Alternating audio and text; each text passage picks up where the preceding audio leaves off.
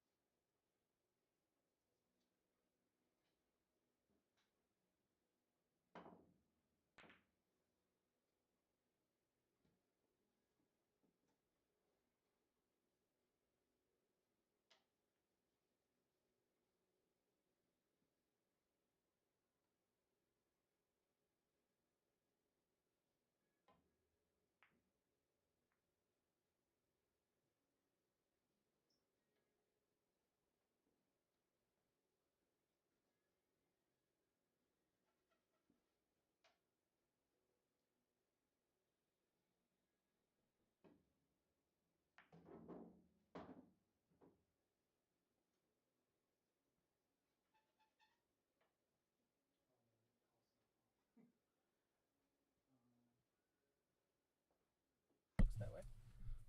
All right. Sorry for the delay. We're underway already. Again, apologize for the late start with the audio. This is Mike Louse. I got a guest in here with me, Mark Ballin. How's it going, everyone? So we'll be chirping in your ear while this is going on.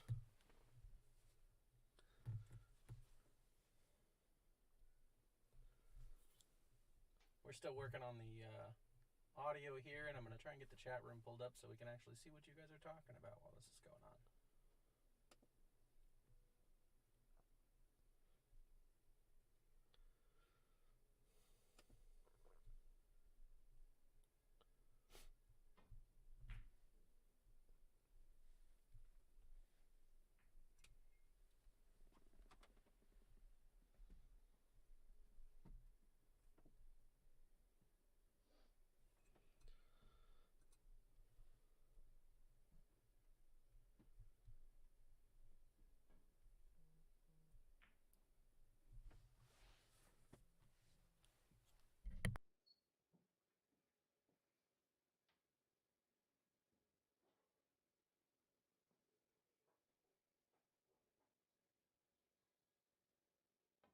Go for it. How's everything sound out there for you guys watching? Can you hear everything all right?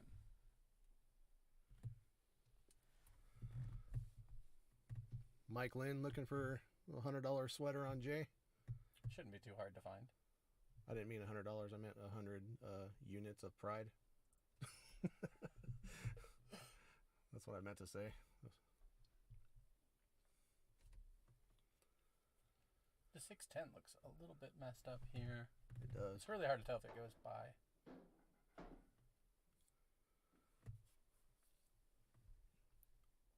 Thanks, Matt. Appreciate it.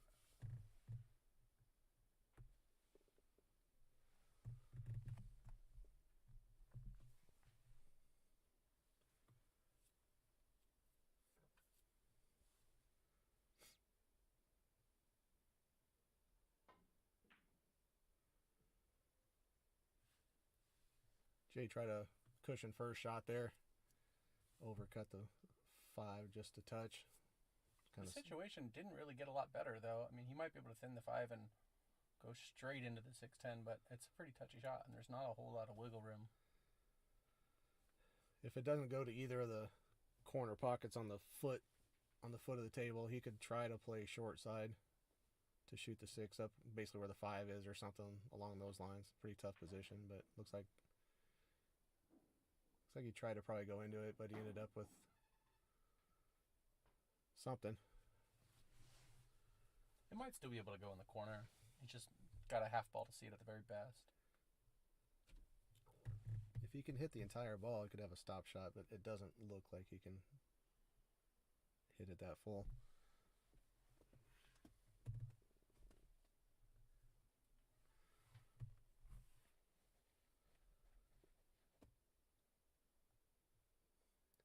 Looks like he might be looking at a safe here, probably shooting the 6 to the center of the other end rail, and might get it behind the 8 there. No, a little too hard. Well, he left a look. This is ultra tough. I would expect probably a safety here. I'll probably cross the 6 up to the other end of the table and maybe try to run his cue ball behind the 8, something like that. Maybe. No, he went for it.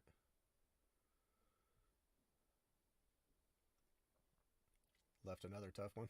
Well, yeah, a little bit of a reward for missing it.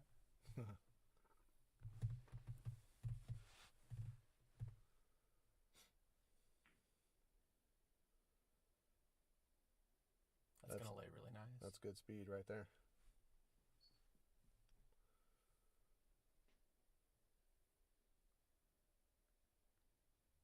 Even if he does hit this, there's really not a whole lot you can expect to get safe on. Looks like he's calling it in the corner.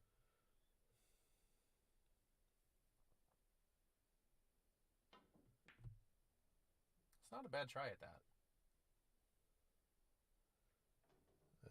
Chuck's going to have an option to make him shoot again. Looks like he's probably going to exercise it.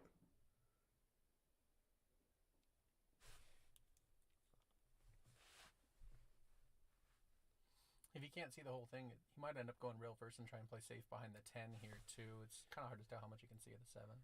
If he can even see through the gap at all. Yeah, he's kicking at it. I would expect him to put a little pace on this, hoping that he kind of banks the 7 down to the other end rail and runs his cue ball back near the 9, something like that. Pretty wide. Yeah. Could be that he's maybe used to playing on diamond tables. Those tend to bank and kick a little bit shorter than these. As long as he gets far enough out towards the middle, there's really no problems left here. Yeah, just needs some sort of angle on the 8 ball. I mean, you'd expect him to handle these 4 with ball in hand to start.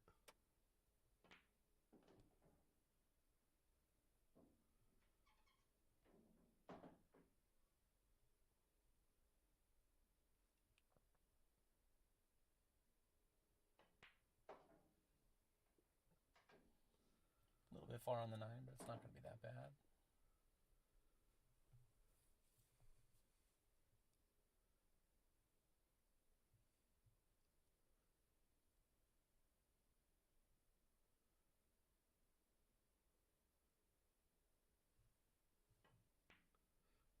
Overcut that fairly significantly.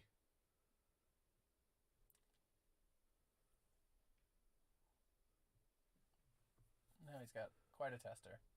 Yeah. You can hit this with top and come back down the table, but you really have to hit this perfectly. And if it's straight in, then you really just have to settle for the softer shot and take what you get on the 10.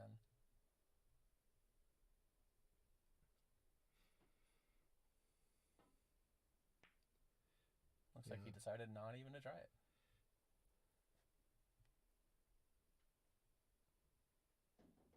Oh boy. That's not a great start. Yeah. No, I was considering the safety when he was left with that shot, but it was nearly as difficult as just playing the shot. Maybe not quite. He went a long way just to kind of run his cue ball in the pocket. That was a little bit unfortunate.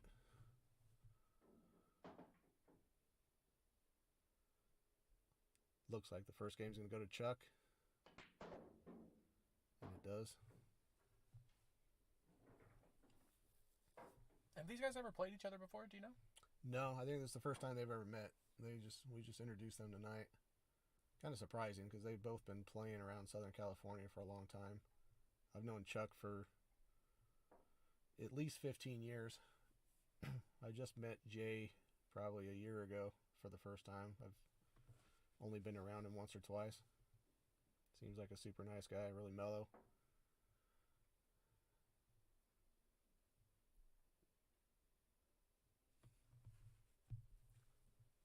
Chuck doesn't play a whole bunch of 10 ball. He's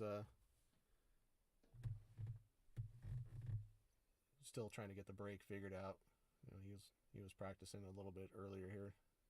Let's see how he does here. We'd be looking for the 5 and the 8 in the sides, preferably. Need the 5. There it goes. Decent break. He starts getting that dialed in and maybe pulling his cue ball back a little bit to the head of the table where he's got a shot on the 1 ball. Might see a couple packages here tonight, possibly. A couple 2 or 3 packs.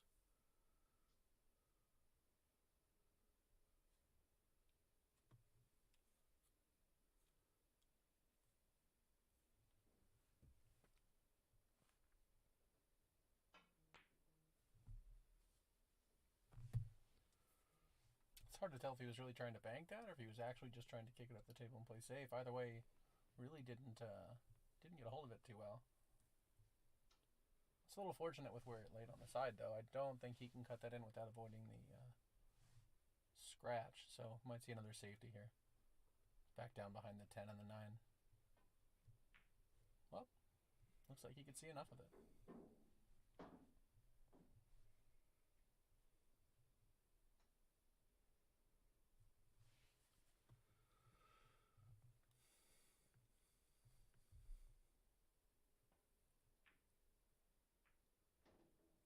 Nice shot. Left himself a pretty ideal angle to run up there and get on the 3 ball.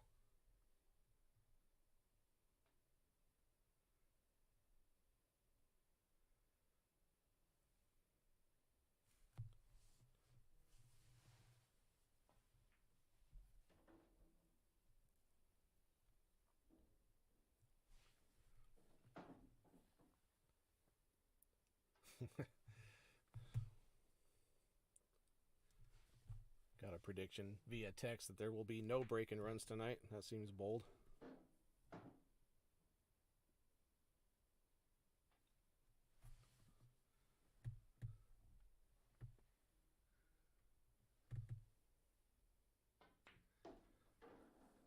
James Stein, mic volume is all the way up. We'll have to just yell at you a little bit, or maybe you turn your side up. Either way, quit complaining. I'm sick of it. That only goes for Jim. You other guys can complain all you want. We welcome the complaints. All the comments are fun one way or the other. Feel free to chime in.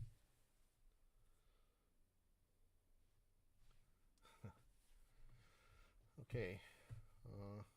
Pulling slightly out of line. I suspect he's probably going to run his cue ball 2 rails. Maybe try to go into the 10 or between. If he can get around the 10, obviously that's the way. He might just play it short here. Oh, okay. Yeah, he could hold his cue ball. I was actually thinking he'd go 1 rail and then play it in the this top pocket there. Okay. Yeah, I thought he had a little bit more angle than that, where he couldn't hold it that Really, well. He still has the same shot, just now you have to play the pace a little more carefully. But it shouldn't be too bad. Hi, Lisa Just. Yes, TGIF. Uh-oh. And he did not get it.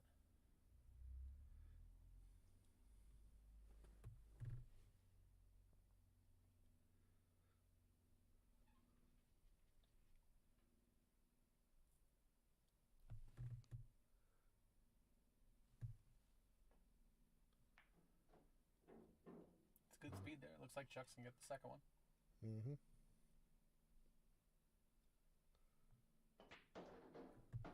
All right. 2-0 for Chuck. It's a race to 13, I think, right? It is race to 13. Loser of this has a option to flip the coin for an immediate rematch. That did happen last time. Really fun to watch.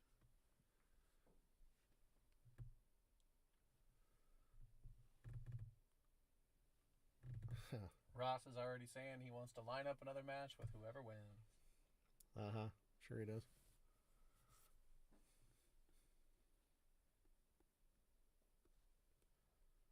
What's happening, Ross?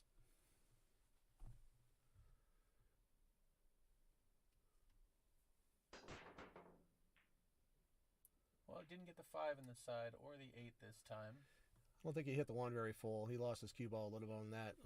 Almost jumped off the table. So Jay comes to the table with a reasonably good look at the one ball. Maybe able to kind of just twist this in and run his cue ball back to somewhere in the neighborhood of where it is now.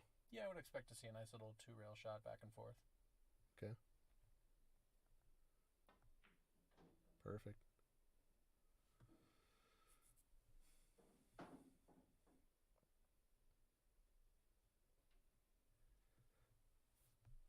We'll be able to tell really quickly if the 3 goes by the 4 based on how he hits this.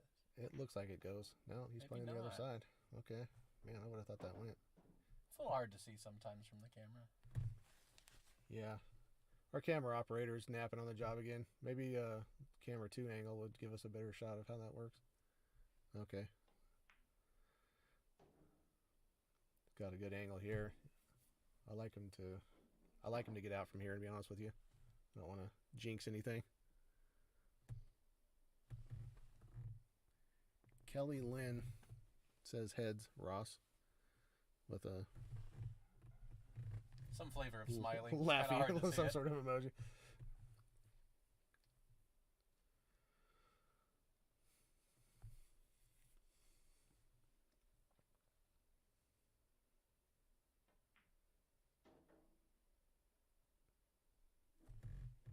That's going to do well. From that angle, though, it's going to be kind of hard to get a good spot on the 6. If he tries to draw it, he runs the risk of scratching.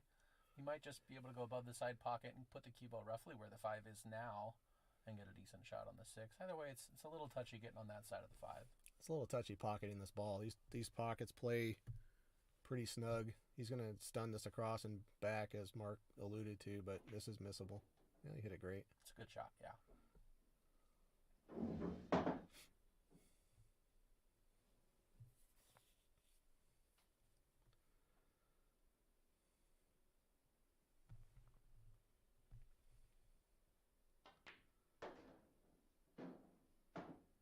Let's try camera 1 to see how much clearance the 8 has past the 9. Looks like it's no problem Looks from okay here. From here, yeah.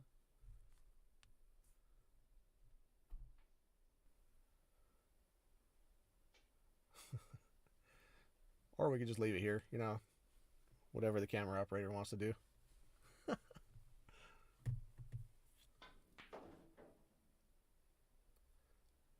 looks like it goes by with no trouble. Obviously, he's playing position for it, so. Yeah, nice stop shot here on the 8. Yeah. Maybe draw back at a foot at the very most, and he's in a really good position. Yeah, he fell perfect here.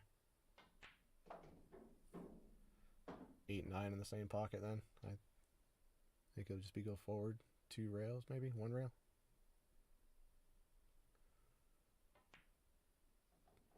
Two rails.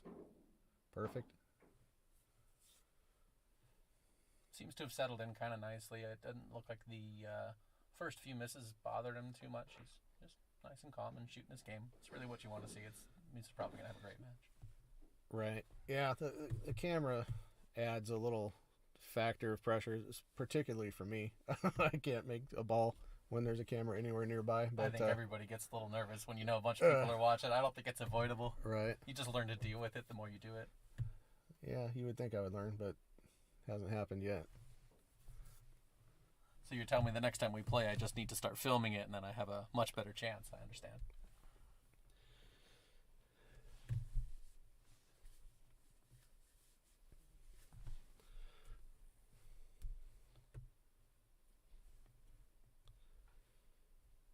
Jeff N says Jay's looking good. He did. He got out real nice right there. Lisa says, yeah, try it for 20,000. See how it feels. Yeah, no chance. Lisa just was on that TV show several years back. I can't remember what it was called, but it was some like a pool related game show. I think Chuck was actually on it as well. I think Chuck won his episode, if I'm not mistaken. I didn't see this. Where did this air? Oh, it was on, was it Spike TV or something? Help us out, Lisa. Give us the deets on your game show. I think it must be what she's alluding to. I don't think you've ever gambled for 20,000 that I know of. If you have, you're braver than me. Hopefully it doesn't scratch here too. Nope, got a little lucky with that one. Ball Breakers on GSN. Oh, okay, yeah, Ball Breakers. That rings a bell. Several of our local players. I think Ramin Bakhtiari was on the show. I know Chuck was on it. Lisa was on it. Any more local players, Lisa?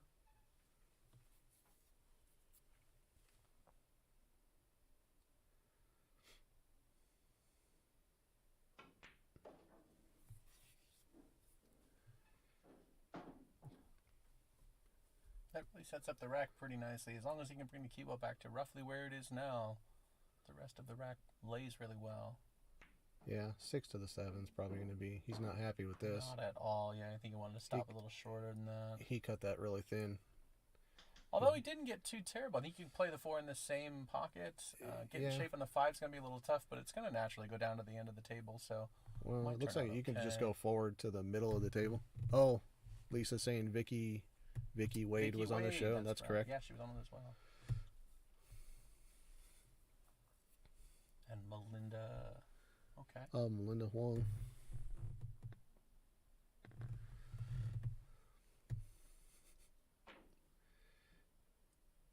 Yeah, okay. That was really tough. Didn't have a whole lot to work with. Right. It fell kind of tough. I really like the safety here, though. You should be able to get behind the 6 really nicely.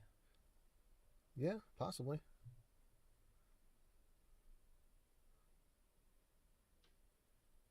What'd you do? Run the 4 straight across back to like this diamond right next to the side pocket and try to get your cue ball behind the 6, something like that? Yeah, really, I'm not even too worried about the 4. As long as you can lock the cue ball up behind the 6 ball, it almost doesn't matter where it lays. It looks like he did that really He hit it well. good. Left. Might be able to see the edge of the 4 now. It's a little hard to tell, but at the very least, he's got a good one railer. I think the 7 might be kind of interfering in that. Now he's got an edge. And really, he's probably trying to get behind the 7, maybe behind the 8s. He's gonna have to settle for leaving him a little bit long and tough.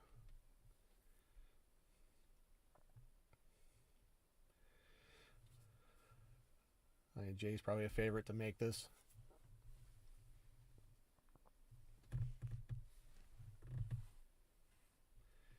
Jay's coming off a 5th place finish in a bar table tournament in Bakersfield this past weekend. He overcut that a bit. Probably going to wind up pretty good. Just a harder version of the same shot he just saw. Right. What do you do here?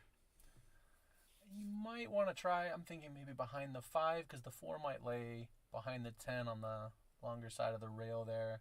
I really don't like the bank at all. I think the 10's blocking the bank. I don't think the bank passes. I think the 8 and the 10 are blocking. You could also try and put the 4 up behind the 7 and just leave the cue ball up near this bottom pocket here. Yeah, he went with your... He's going to leave a shot here on the side. Okay.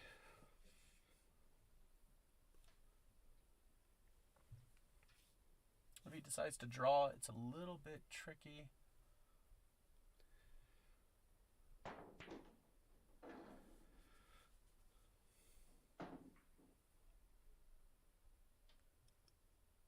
Just kind of accepted a little bit of a tougher shot on the 5. I mean, you like him to make this, but...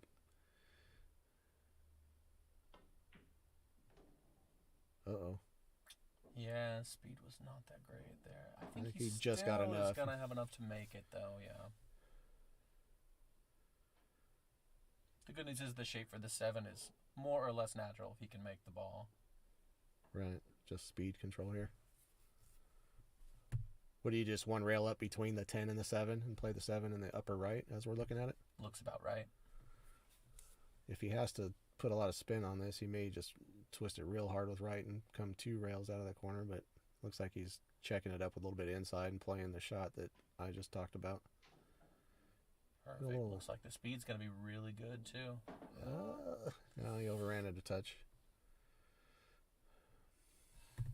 Yeah, Matt, this is a pretty neutral location. We're playing at Abe Lim's house.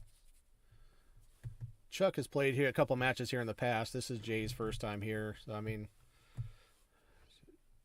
if I'm being 100% honest, I don't think Chuck is in love with this table. I think he struggles on it a little bit. It plays tough. His home room over at Danny K's just it plays a lot different than this. The rails play way longer. The pockets are way bigger. Everything's easier. Different cue ball. So, yeah, he's not super comfortable here. But, yes, Matt, this is a Gold Crown. I'm not Gold super... Crown 3, I think. I want to say it's a 3. I could be wrong. I'm not real familiar with... What do you like here? This 7 is sitting in a row. Who doesn't struggle on a crown? Yeah.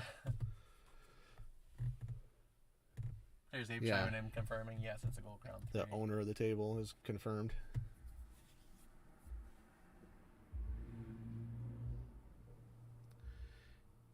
Yep. 4 1/4-inch pockets. Yeah. Cloth is fairly broke in. I mean, this table's not super easy. Looks like he's going to try and cut this. Yeah. Oh, just undercut it a touch. Uh-oh. This ain't good. That's going to go in the drink.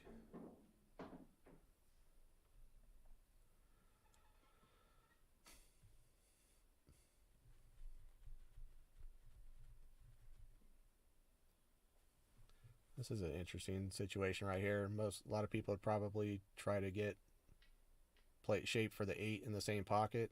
I think he might actually take the opposing corner pocket, though. You have to move the cue ball a little bit less. I think he's doing that. He's doing what I suggest, which is fine.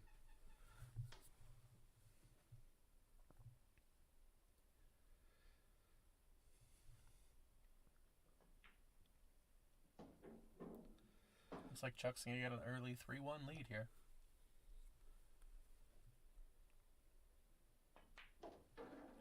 All right.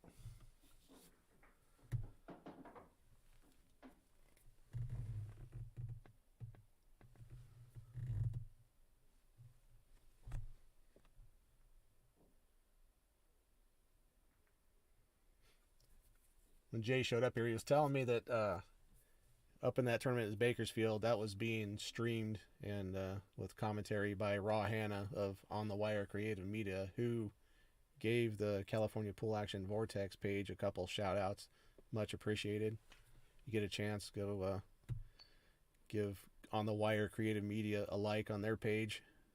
We appreciate him, saying nice things about us, and obviously Raw's been doing this for a long time. One of the originators of the streaming thing, I guess. Does a great job with it.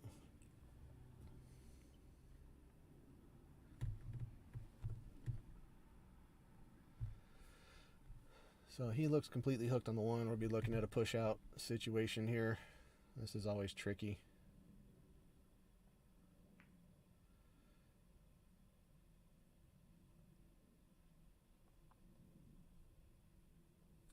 if I was shooting this, I would be looking to thin the right side. If we can check out from the camera 3 angle, it might work pretty good. I would be looking to thin, well, the right side of the 1 ball here and run my cue ball probably behind the 9 or the 8, conceivably. You see the shot? That might be a little bit overcomplicated, I guess. No, that's what he's doing. Something along those lines. He underhit it a bit.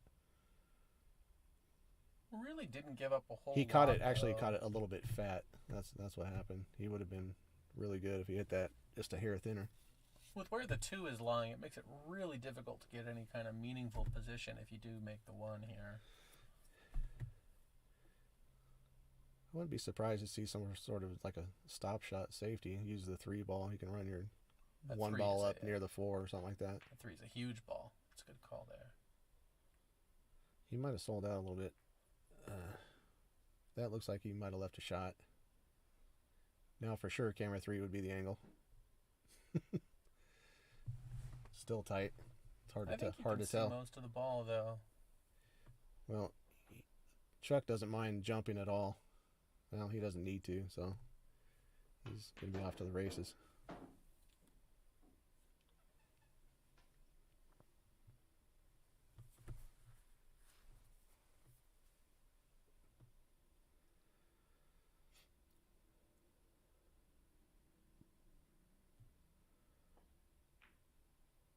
Good shot. I think you might have to play the 3 in the side here, which makes that 5 ball kind of large. Yeah, he might just go up between the 8-10 and back up to the middle.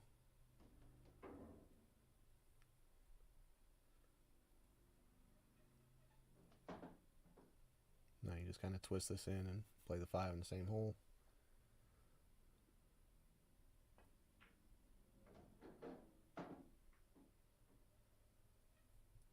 Perfect. He kind of jumped up a little bit. He didn't look super comfortable with that shot. This table's faster than he's accustomed to, and he likes to usually hit everything just under break speed. So this table, I mean, you just lose your cue ball if you play that way on this table. So he's trying to get it figured out.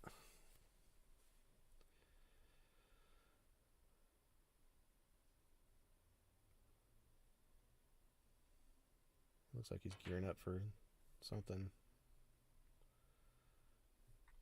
Might have taken his eye off the ball at the last second there. Yeah, I kind of feel like maybe playing the 6 in the other corner short side would have been the way to go here. Instead, he tried to force an angle that wasn't really there and consequently missed his ball. That's a very good shot. Good speed, about perfect. The 8-9 combo is laying pretty well too. As long as he gets fairly straight in on the 7, the 8 should drift down to the bottom corner. Let's try camera 1 and see what kind of angle is on the 8 and 9. This is going to be a billiard, I think. Yeah, with the position he got on the 7, it's going to be a little easier to play the billiard. But playing the billiard here, I mean, the 8's not, when you play it with a lot of control, the 8's not going to want to go very far. So you don't want the 8 and the cue ball to end up 3 inches away from each other shooting short side here. So this could be... There might also be a bank on the 8 with how short he came up there. I feel like the 9's dead here. I think he's just going to have to hit it with enough pace maybe for the 8 to come across it like near the spot or somewhere around the spot where he's shooting in the other side possibly. This is a little bit tough to control.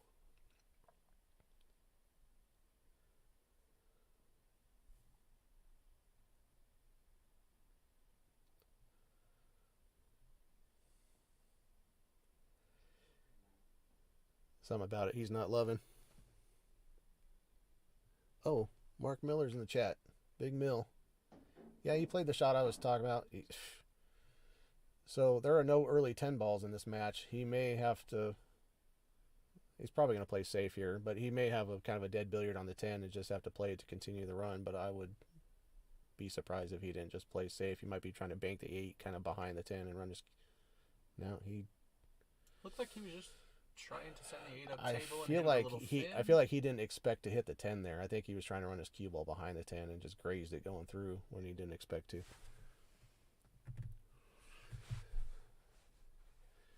Big Mill in the house. What are you up to?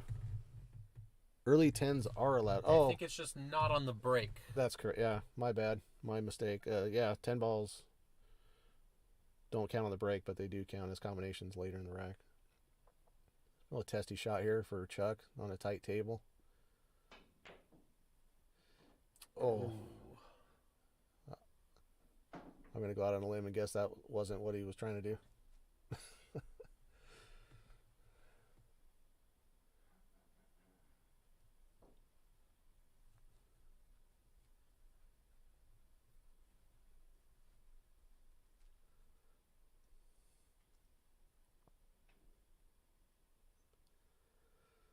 On these kind of shots, do you like how he's lining this up here from the short side, or do you like the fuller angle towards the middle of the table? I like what he did here. This way, when you come off this second rail, you're kind of going into your 10 ball. You know, you're kind of into the line of the shot a little bit. I don't like going straight up across the middle, dead crossing the line of the shot on the 10 ball. You have a lot more room for errors in your speed control doing it the way he did it, I think. Vic Luevano, how you doing, buddy?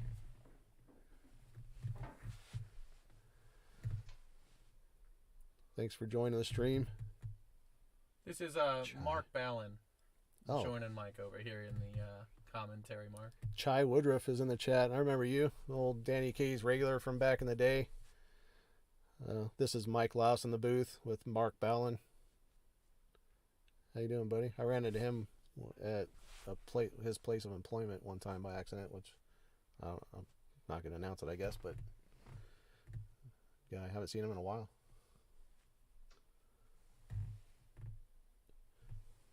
Mill, this is Mark Ballin in the booth with me.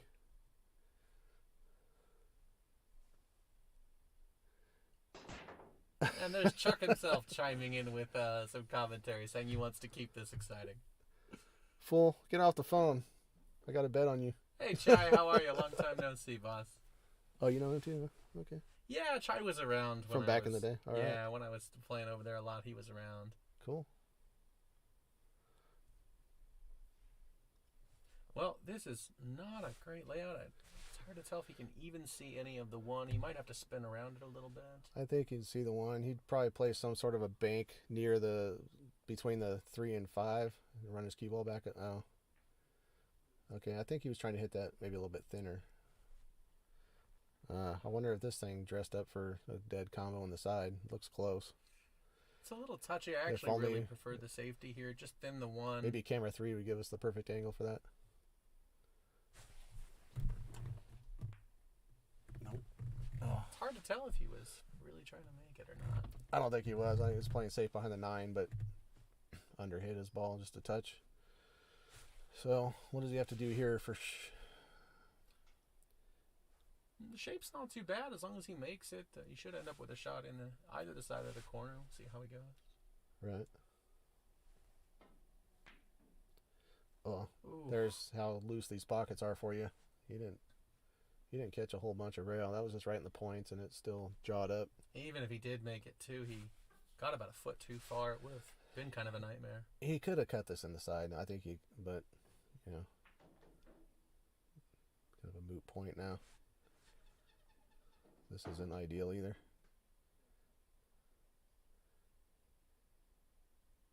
I wonder if he's going to try to go around the 3 here somehow. He might be able to go around the 3 and just run into the 5 and then shoot the 3 down table. Makes it a little easier when you don't have to worry about it going all the way back around. He also might be able to bump the 3 towards the other corner pocket, maybe something like that. I'm not sure. This is a little tricky. Or bank the 3. He went around it. Went around, yeah. This was the problem with that, though. Winding up just tree-topped right over the top of the 6. Correct, Vic. Yeah, this table does play tough. Shots from distance are treacherous, particularly when you're playing for a significant amount of money with a camera in your face. It's they get a little bit tougher for me. That's not going to count. Jay's going to have the option to put him back in. I don't believe he's going to.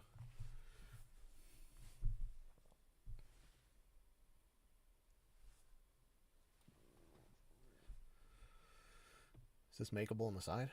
Yeah, it looks like it goes in the side just fine. You just got to make sure you hit it hard enough to get past the 4-ball. Oh. Oh, wow. Didn't work.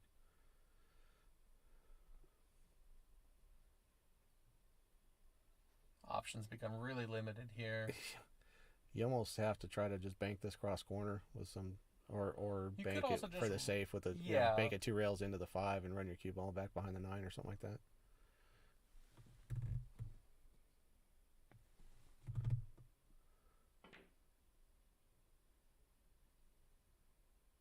Looks like he was trying to bank it. Yeah, that went a little bit long, It's but going to get a little fortunate. The 7's in the way now.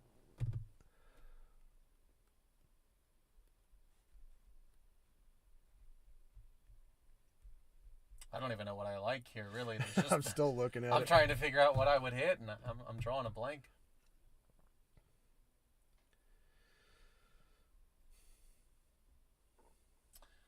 You could hit this thin and run your cue ball back up like 2 rails to where the turtle rack is behind the 10 or something, like conceivably. I'm not really sure. He might be trying to get behind a 5 here. No, he just... Well, that's a nice and simple way to take care of that. Just try and put it on the top rail and not leave anything. Yeah, I'm not mad at that. That's just as long as you don't sell out, So he's showing that he's going to be patient tonight and trying to get a hold of this money. I mean, these pride credits.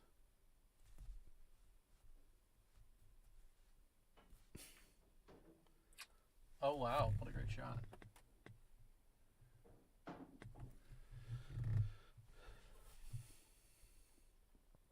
What do you do? Bank that? Cut it right in. Oh, yeah. Oh, okay. Well, he's going to have to draw this to beat the side pocket a little bit, I think.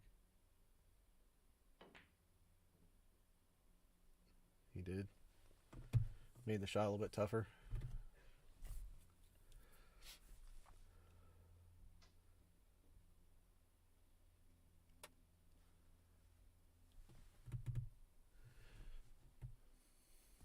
And of course, if anybody else wants to jump up and play someone, always looking to get more people scheduled to play on the table. Generally speaking, do this on Friday nights. Their exceptions are probably possible, but Friday works best for the Vortex. So he's going to, thin the left side of this and come around.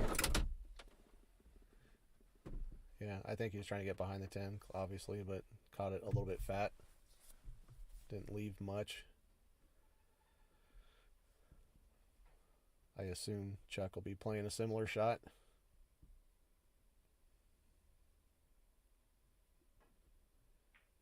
He did. Looks like he hit it just about perfect. Maybe not. Camera 1.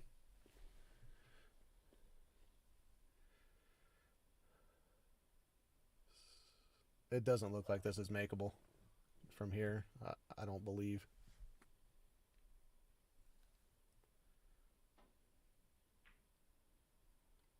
He agreed. Guarantee that ran about a foot longer than he was hoping, though. Yeah.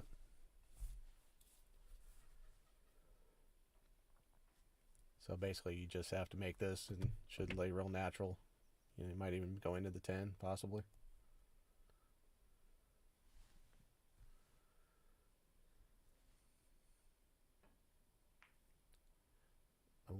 Wow.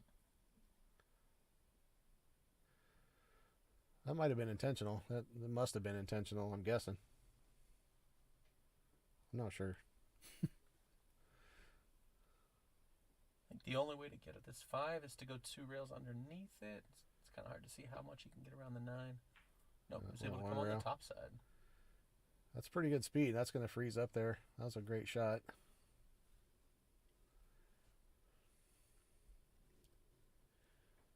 Feel free to share this if you're watching and you got some friends that might want to watch We've got 21 right now. Wouldn't mind seeing 30 or 40. I'd settle for 22, frankly. We'll go with 22. Yeah, let's set a attainable goal. See if we can add one person. Nice stroke. It's a great draw. This lay's real good. He's probably gonna come over and park his cue ball on the opposite side rail, somewhere near where the turtle rack is. Probably a little bit above it. That's right about there. Don't want to be on the rail there, though. That makes this much more difficult. Camera 3 might tell us if we got a good angle on this. Not much. Yeah, I suspect we'll be playing the 10 in the far corner. I'm just going to lag this in and try to get straight in. 10's an inch off the rail or something like that, it looks like, so it should be very doable. He's laid up well for it. Yeah, this is fine. I mean, it's not unmissable, but I like him. Oh, he caught the point of the pocket just a little bit. Left Chuck pretty good on the 10 ball. I would expect Chuck to make this, although these balls close together like this they're not that close. I like his chances.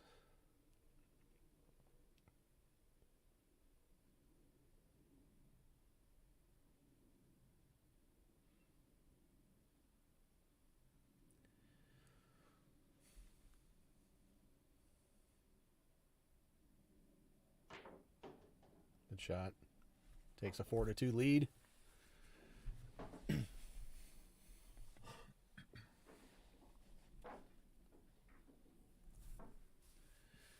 You missed those Danny Kaye days, Chai, right?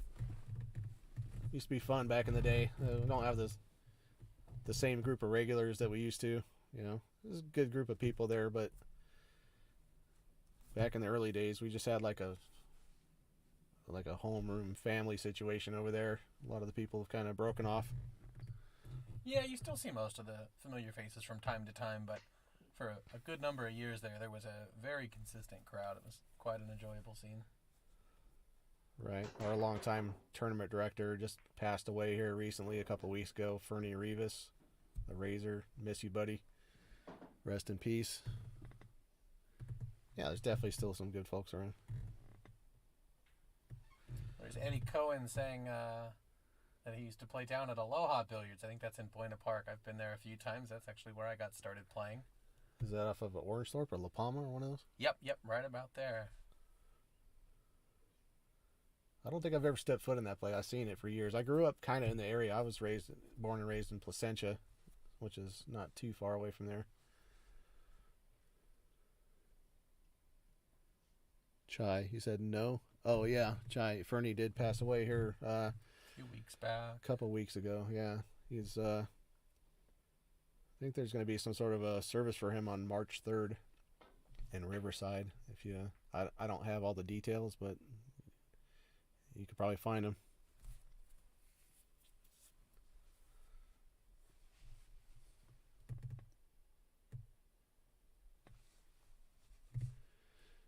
What do you mean when Eddie was back in the... Are you saying that Eddie's not in his teens? So for anybody interested in the information on Fernie's service, it is going to be Thursday, March 3rd at 11 a.m.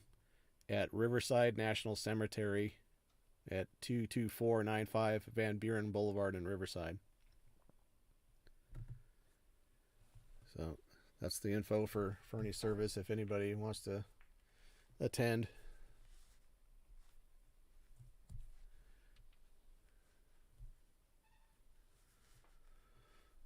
Oh, Joe, I didn't know that. It's good to hear that place is going to be getting revamped. They needed some tender love and care over there. To repeat something? Refelt, I think maybe? he meant refelt. some of Okay, the yeah, tables. recover. Yeah, maybe recover them.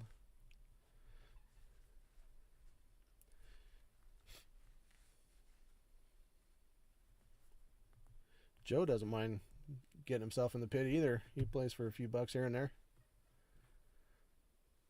He's got a arch nemesis over from Danny Kaye's, Mr. Mark Tarver. Those guys are always in the pit together.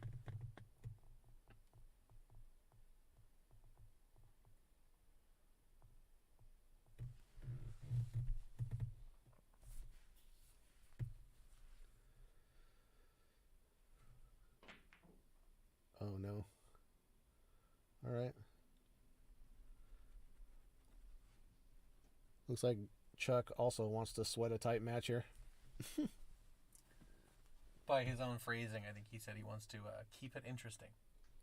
Or keep it exciting, was that what he said? Might be a little bit tough to hold this cue ball to come back out to the middle of the table for the 3. The gap between the 6-10 is I think he's small. I think he's gonna have to try to shoot that gap, unless you can really check it up. I think he might be able to hold it with some inside and come up to the middle of the table. Okay.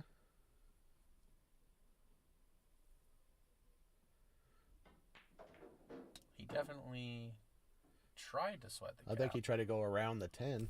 Interesting.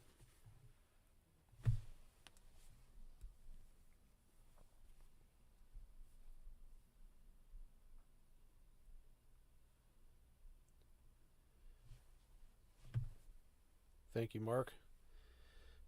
Just to inform that there's going to be a get-together for Fernie's service, like a celebration of life type of deal, at the Orange County Legion Post 132 at 143 Lemon Street in the city of Orange, California. We might be able to get those details posted up after the match, too, and if anybody wants to check up on it later.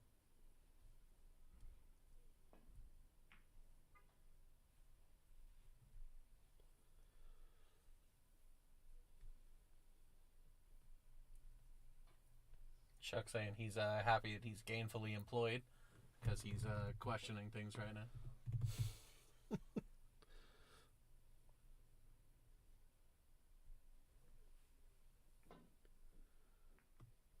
Good wow, hit. what a great hit.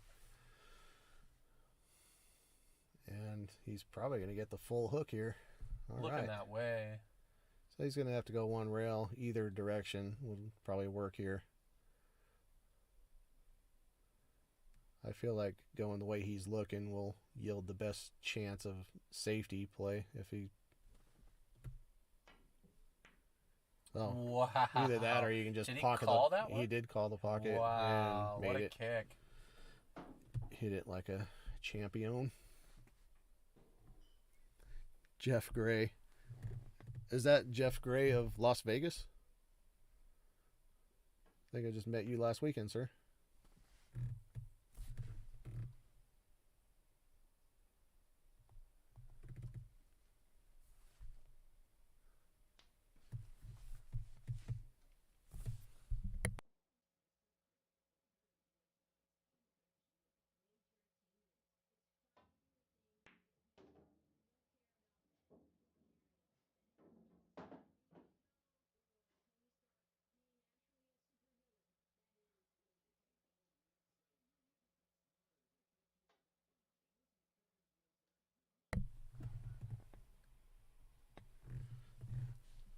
It's really unfortunate that he has to jack up over that 6. Now it makes this much more difficult than it needs to be. All right, have a good night, Chai. Good hearing from you, man. Hopefully Yeah, see you hope to soon. see you out soon there, Chai. Get your butt over to Danny's soon.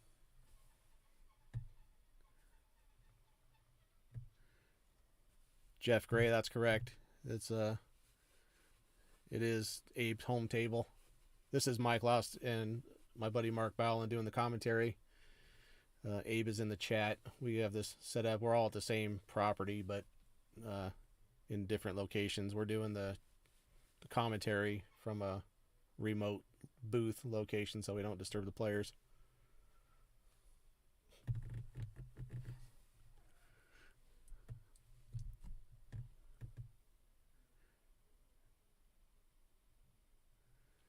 Yeah, Eddie's a local cue maker out here, for those of you that don't know him. Makes a really good cue. Eddie Cohen. So if anybody's interested in getting a cue, please hit him up and he'll work you through the whole process. He's made a lot of cues for local players out here. I don't quite know how far his influences stretch. Maybe he can chime in there and plug himself shamelessly. But if you're looking for a cue, it's a great place to go. Eddie makes a gorgeous cue, by the way. They don't play for crap. No, I'm just kidding. No, he's a great craftsman.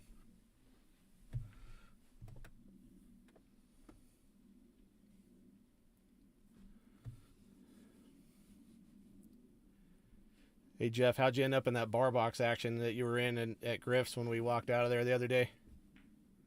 It was going on for quite a while. Abe Lim and Jeff played a couple sets this past weekend.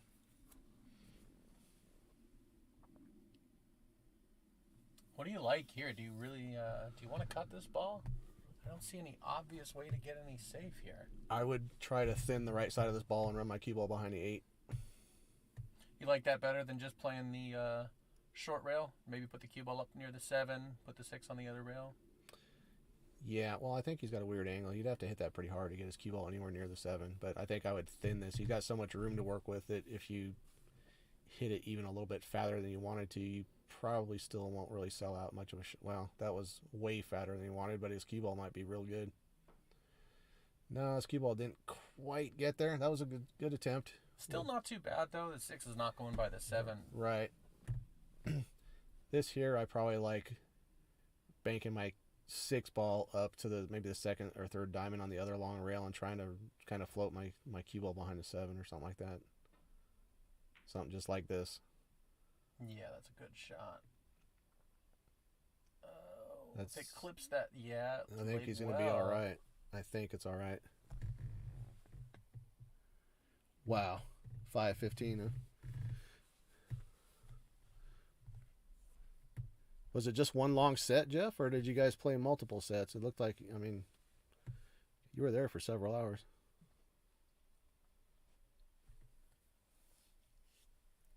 Well, let's see what he comes up with here. This is beyond tricky.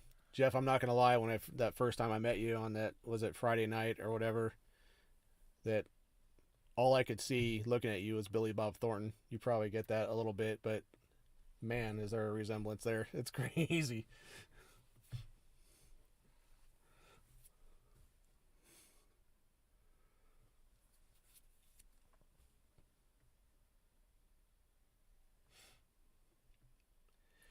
I think if this is just right on that point, this is one of those shots where you can, well, if it's locked right on the point where it looks like it doesn't go, this is one of those shots where you can just kind of pound this with like a hard center ball, a little bit of draw, and force the 6 ball through it'll collapse the cushion and still go on the side. Yeah, collapsing that corner is definitely a shot you're going to see from players like this.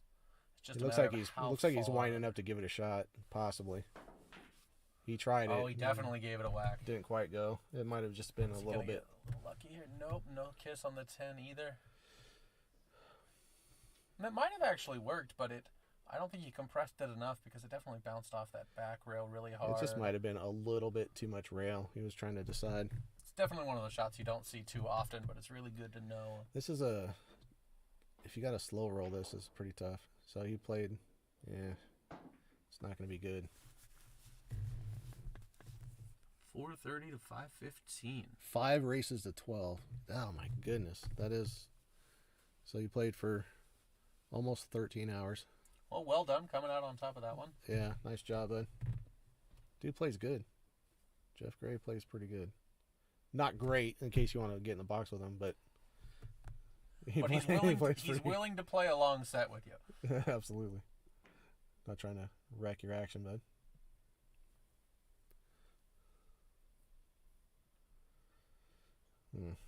Okay. This looks like a pretty straightforward out here. It's not a whole lot of complication. Right. He's winding up like he's going all the way up to the other end and back, though.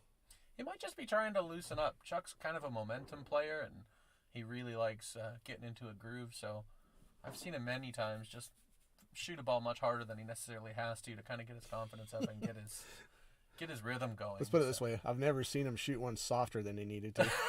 That's probably true.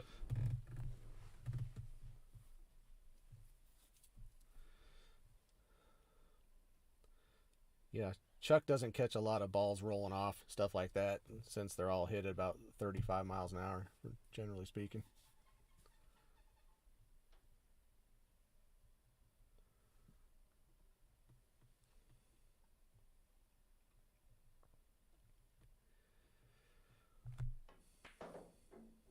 Oh, look at Well, this. if he gets a...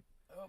Okay, he's got a pretty straightforward bank, but again, he was trying to get to the long side of the ball, you know what I mean, where he's not shooting the 10 short side, and that probably cost him a little bit. Might get away with it. Let's see how he hits this. Yeah.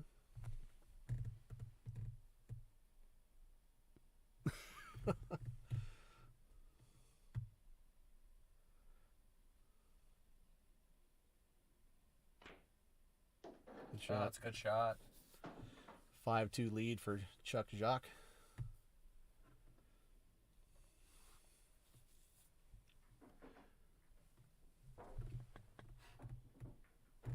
Yeah, that is funny. 150 in table time. Yeah, we did that, almost that. Couple of just messing around there at Griff's. Such a great place. I don't know if I've played incredible. there too often. Best pool I've been hall. there once or twice, but it's been a while. It's incredible. Yeah, they've got. I can't give you the count of tables. They've probably got like somewhere 11 to 14 9-foot diamonds and roughly the same number of 7-foot diamonds there. It's laid out great. There's room to shoot everywhere. The seating's great. The food's great. Service is great. Killer atmosphere. A lot of TVs if you're into sports. I mean, Griff's is a outstanding pool hall, and they run great tournaments. Tim Kovacs just ran that Swanee tournament. He's a great tournament director. Gets it as smoothly running as possible. What do you like here? Is there a good push? You think he's just going to try and lay up there behind the 4? What's he shooting? Oh, that's the one. Good question. He might even be lining up for the bank. Yeah, he's trying to get up. That might go. Wow. All right. This is going to be real tough. I think, man, I don't know. I'm not sure what I like here. I kind of like rail first with a bunch of left. Hopefully, like if you can catch this fat and get around the 9 ball, then you got just like this. Perfect. Oh, And he got around the 9 He as hit well. it just about perfect. He's going to come out and leave himself a thin cut, but I think he can still. I think I misspoke. That must be the 2 down there in the corner. I think thought this that is was the 2. 4. Nah, this is makeable. He's Looks like scrambling a little bit, but so the 4 and 5 are both gone. So he's got the 3, yeah. 6, 7, 8, 9. Yeah, so he's just gonna roll this in the corner and try to get straight in on the 6. Nope. Oh boy, struggling a little bit. Looked like he shot that a little bit faster than most of his other shots. Yeah, maybe.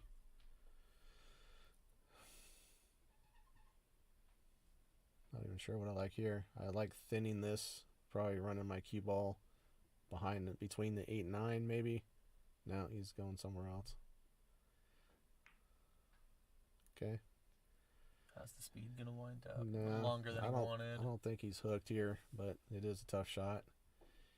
You may see a safety here potentially. I really like coming up behind that 8-10. Yeah, maybe. But you might just try to cut this in too. I don't know. That's what he did. Wow, what a shot. And he's pretty good on the 6 on the side, so he's going to make something happen here. That was a good shot.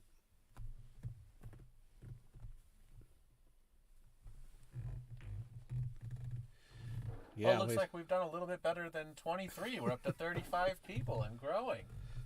Yeah, thanks for the shares, everybody. That must have been a few people. Appreciate that.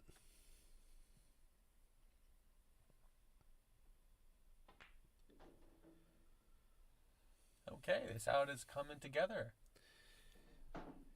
Yeah, you know what?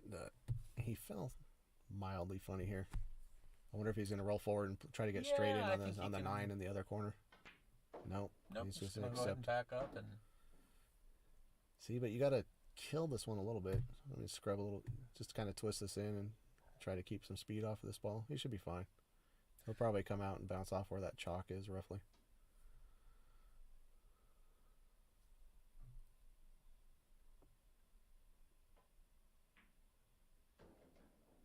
just fine.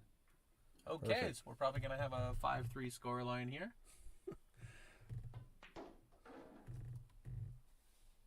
There's a reason that the cameraman is doing the camera work. He thought that was going to go 4 reels and do all kinds of crazy nonsense.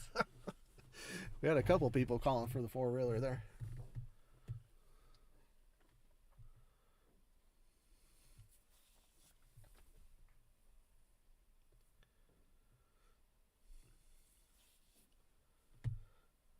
Okay, so claws back to 5-3 deficit.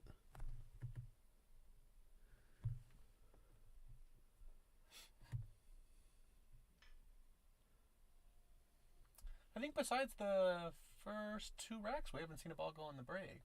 It's been fairly dry.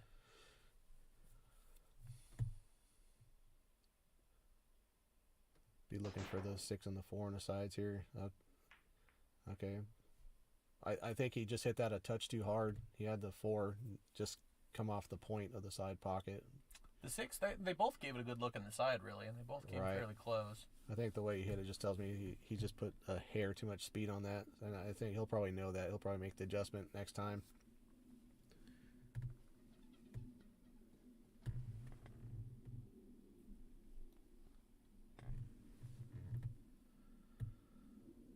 Okay, Jacques didn't like any piece of that, so get a push. Mr. Felix Valenzuela, Lisa Just says hello.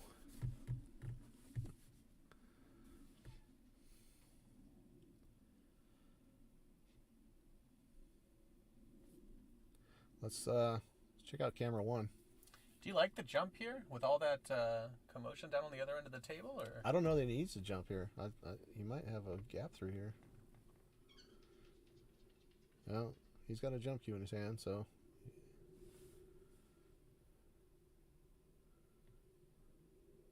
I honestly don't like it from this distance. But yeah, make it real tough. Wow, he's going to look really nice after that, though. Yeah, that's running pretty good. I don't even think he doesn't have a 1 railer. This is getting around that 4 looks really tight. I don't think he can go on the bottom side of the side pocket there.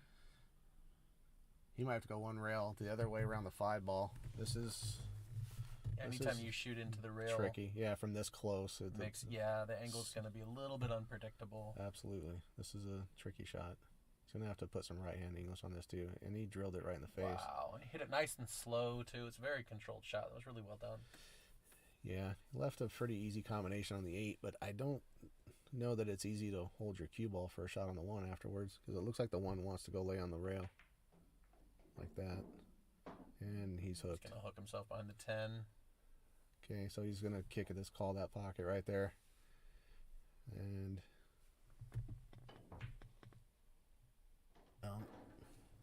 trouble. So what do we got here? How's the 3-5? The 3-5 is a problem. Is that the 2 ball up there? Yeah, it looks like the 2's up there near the 10. The 3-5 combination might be sitting all right. It's a little difficult to see, but I wouldn't hate it if he used this to try to go into the 3 and just accept, you know what I mean, if you can not get stuck behind a 7. The 3-5 must lay good as a combination, I guess, yeah. I thought it was a little bit off angle, but must not be. He could also try to play short side on the 3, kind of where he put the chalk down right now, and try and shoot it in the bottom right corner pocket. Yeah, he could. I don't think he will.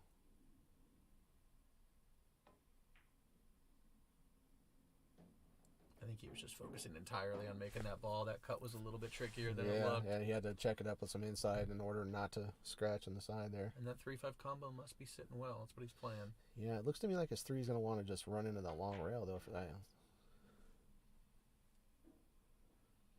Yeah, now the 4 is a little problem, even if you can bank this 3, which is really the only shot I see here. I like crossing this 3, banking this 3 over, try to tuck it behind a 4-7, run your cue ball behind the 9. Absolutely. You can use that 6 as a big ball. He underhit that by quite a bit. Well, maybe not quite a bit, but a little bit. That was a touchy shot. Good attempt. Didn't leave anything easy here. So we probably just have to kind of roll this in and accept a shot on the 4 in the upper right corner near the 6, probably. Just absolutely drilled it. Well, he's going to run into it. Look at this. So, okay. So he's gonna have to. He's got a shot on the 4 Either and way the upper he goes left. here, the upper left might be good, but realistically, you might be able to play this either way. I think you can just kind of roll this in and play the 6 in the same hole, or you can stun it and try to shoot the gap between the 10 and 6 with your cue ball. Yeah, I Just like like this. that. I like this stun a lot better there. I think I do too. He looks upset with this. He's just gonna have to go rail first here. The rail first is not terrible, especially because it's going to put him out towards the middle of the table, and the shape is... It's tough because the 6 is so far away from the pocket that it becomes missable. And now he's going to be... He could be flirting with the side pocket scratch. And also, shape on the 7's not going to be... Because you have to hit this with some pace. I think your natural path to the cue ball is kind of... If you go rail first, is going towards this side pocket on the right. I don't know what he's doing here. Oh, he just had the didn't whole have to- ball. He was really just debating how he wanted to get out. He must have No. fell just a little bit flatter than he wanted to. He got good here. I mean, there's nothing really wrong with this. Yeah, he's got options here. You could go Try a few rails camera. around. See, camera 2 would tell us if this has got an angle on the side. So I think he'll just, he's got kind of a lot. It looks like he's going to hit it with some inside and just kill it in the middle of the table here. He might be going around. Nope. See, this is a little bit touchy. This is far away. A little bit of a cut. It's kind of a cut where you'd like to be able to check your cue ball up with a slight inside, but it makes it hard to pocket while... Yeah, you could controlling play it speed. with outside and try and come around the 10 and play up near where the chalk is too. It makes the ball a little easier to make. For sure, yeah. That's the problem with this shot. He's drawing around the 10 ball, probably for the same pocket. And he lost his ball a Hit little it bit. a little hard, but that was definitely the idea there. And pick your poison. When it goes in both pockets, neither shot is easy. Looks like he's calling it in the bottom pocket.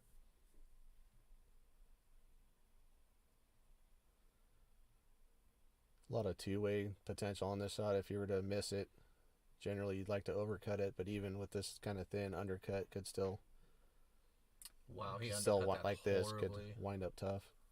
Look, this thing's gonna lay right on the rail. Yeah, this is tough. I think you just have to try to make this. There's no real. I mean, playing safe here. The safe is arguably as difficult, if not more difficult, than just going for the shot here. So anytime you're in a situation like that, I much prefer just trying to make the ball. There is a percentage of safety in missing this shot anyway. You know what I mean? So that has to kind of factor in a decision, in my opinion. Like you got to figure if you go for this and miss it, there's 10 or 15% chance you're gonna leave it real tough. Yeah, that's wasn't exactly it. what we were talking about. He overcut that by a lot. I almost think he was trying to play the safe there. Yeah. Well, you kind of do that. You might, play to overcut the pocket a little bit, and if you hit it bad, you make it, call the pocket, whatever. All right, 6-3 Chuck. Yeah, he's going to feel like he lost an opportunity there, but he's still in the match. It's nowhere near over. He could climb back in this real quick.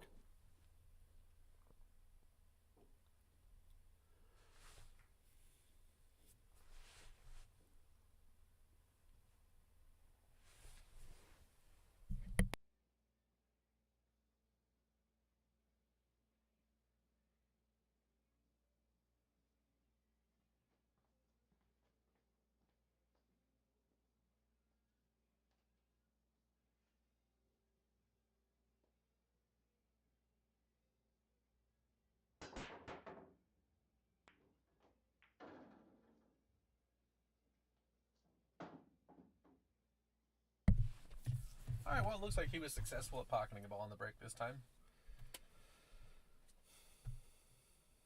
Getting on the 2 is a little bit funny.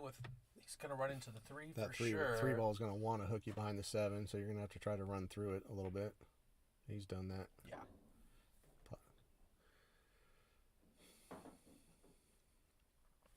I really like playing the 4 in the side. Gives you easy shape on the 5, and the rest of the rack plays itself pretty nicely. I might set up for the 4 in the same pocket, possibly, because you can just kind of punch this like a stun and come out maybe between the 4 and 7.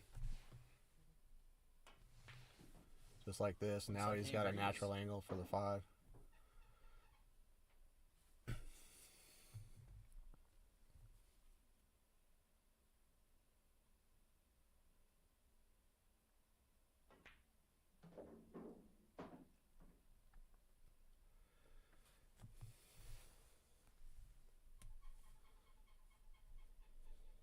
Well, it pretty much wants to bring the cue ball right back where it's sitting right now. Maybe even a little further up table. Make the angle on the 7 pretty much straight. Yeah, this is good. How's the 9 ball look? Let's try camera 3 and see if the 9 passes the 10. I think it does. Sure Yeah, does. it looks like he's got plenty of room, whichever way he wants to go. Yeah, I think it goes either way.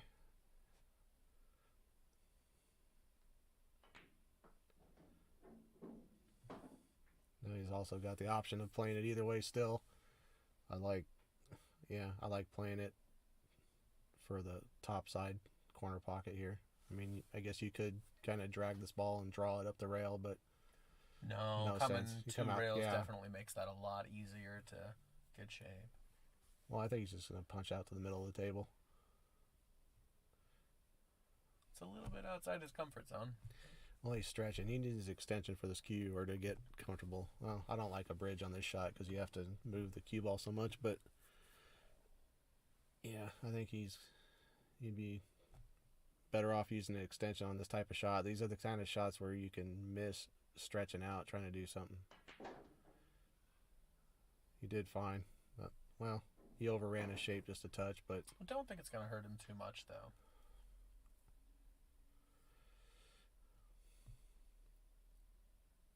I think I tried to touch the second rail on the opposite side of the side pocket and just accept like a short spot shot. He's overcut that. Yeah. He left it a little tricky, though. Well, this is the chance Jay needed. He really needs to get this one down and close his gap a little bit. I like just playing this for the thick side of the pocket with some right English twisted in, just like this. Play the 10 in the same hole. It's great shape.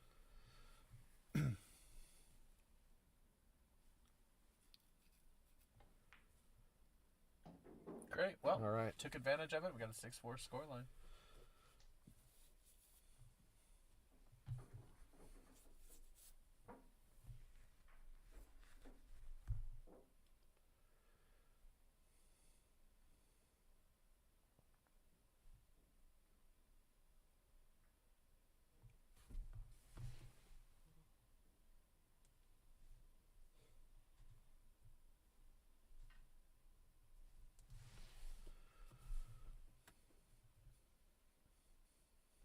So you think he's going to take a little bit off the break from last time now? Well, Jay is the one that made the side pocket break, didn't he? Or was it Chuck the last time? No, last time he broke, both the balls came a little bit far. All right. So he's the one that was overrunning the side pocket one's a hair. He hit that even harder. But he did, but it was able to go in. And the 4 railer on the 2 and wow, almost the 3. It's a great layout. Yeah, this is one you dream of right here for a layout. I think he'll be disappointed if he doesn't get out from here.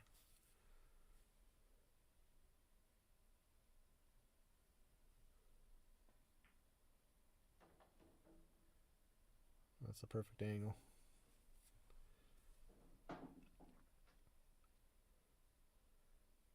Problem with this shot is that the cue ball, the distance here, it feels like the cue ball wants to just lay on that long rail and get straight in. Like it's hard to get an angle on the 4, but he's done well with it, though. If anything, you might even want that to come a little bit further out. That's what I'm saying. He wanted more. That getting straight in here makes it tough because if you try to rifle this ball in to move your cue ball off the rail, you're going to jaw it and miss it. So he's probably going to have to accept a little distance or a bit of a cut on the 5 ball if he wants to continue here. Yep, he's just taking what he has. Not trying to do anything really special here. Now he's in line pretty well. A stop shot on the 5 basically pulls him towards the side and gets a fairly straight in shot on the 6. Yeah, but there's distance here. I mean, this is right now. This has become the key shot of the rack. Drilled it. Oh, Perfect. hit it great. A little bit straighter than I thought it was.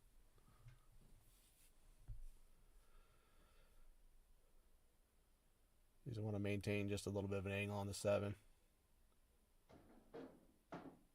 That's slightly more than he wanted, I think, but should still be able to work with it.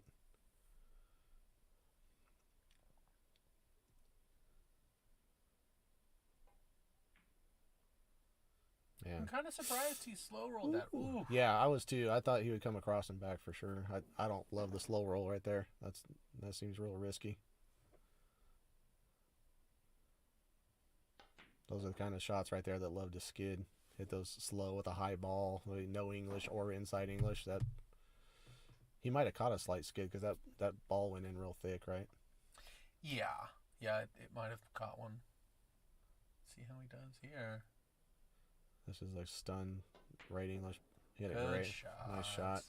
Nice positive stroke. All right, Good. bringing the match almost close to even. 6-5. Jay's won the last 2 racks. We're about halfway through the set, and overall it's looking fairly even. Both players are giving each other opportunities and, battling back and forth. It's been a pretty good match so far. Yeah, a couple misses, but overall pretty high quality. What you'd expect from some good amateur players. Both of these guys have probably a little bit more offense in the tank than we've seen so far, but again, new table to both of these guys. Kind of trying to get adjusted to it.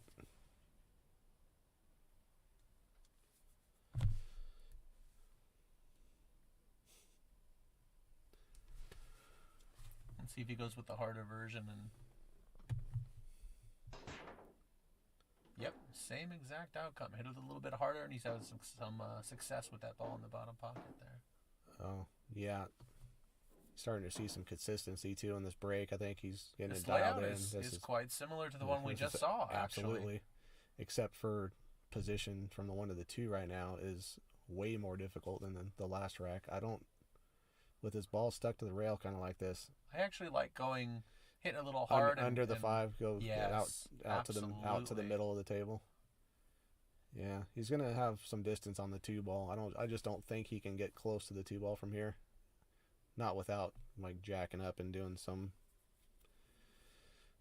sorcery that is probably too risky. So I like just a little bit of high right here, hit 2 rails and then back out near the middle of the table. The only thing you have to be careful about anytime you put a lot of high and spin on a ball that's that close to the pocket is that the cue ball doesn't just die right there next to the This rail. is exactly what I was perfect. What Yeah, I was that's talking exactly about. what we were envisioning.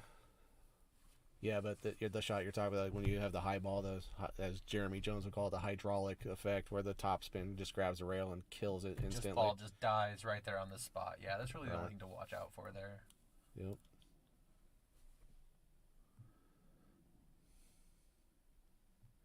Not getting a lot of participation in the chat anymore.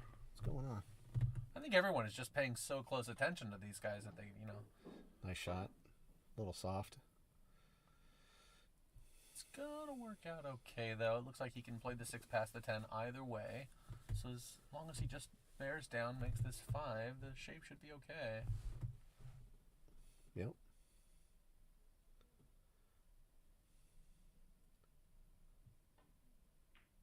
That's overcut. Yeah. But he left it tough.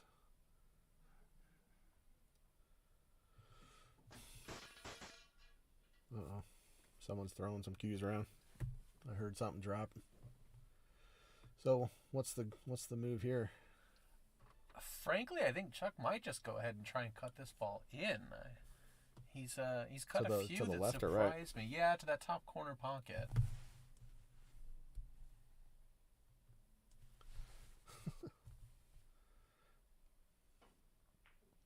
Oh, wow. Oh, wow, he tried to go the other way. Actually overcut it slightly.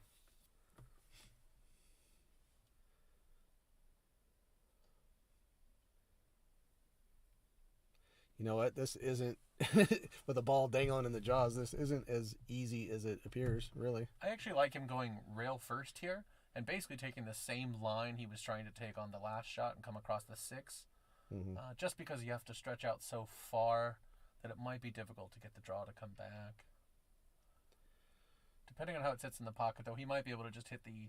Thin the left side of this ball and come straight up the middle. It looks like oh, he was okay. able to. Yeah, that worked out. Makes that But much this is simpler. still not the ideal angle. He's slightly on the wrong side of this ball, I think. You can run into the 10 here, though, and just let the cue ball drift forward naturally. And, But does he have a shot? I don't like the angle into the side from here with the 7 ball. I think the 7 passes the 9. It's a bit of a tester, but as long as you get remotely straight on it, it shouldn't be too bad. That pocket's tiny from this angle. Looks like he was going with that exactly. Run into the 10, get a straight shot on the 7. So. Well, I'm going to turn over all the commentary to Ballin because he seems to be the only one in here that knows what he's talking about. So.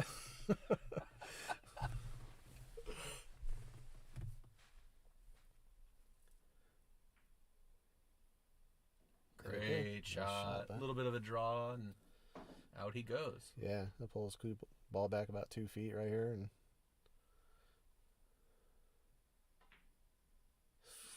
okay. Oof. That's twice we've seen that pocket accept a couple balls. Yeah, that speed was perfect, though, coming from that angle. I mean, nice shot. All right. Tie ball game. Race to 7 for all of the pride units. That's definitely what's at stake here.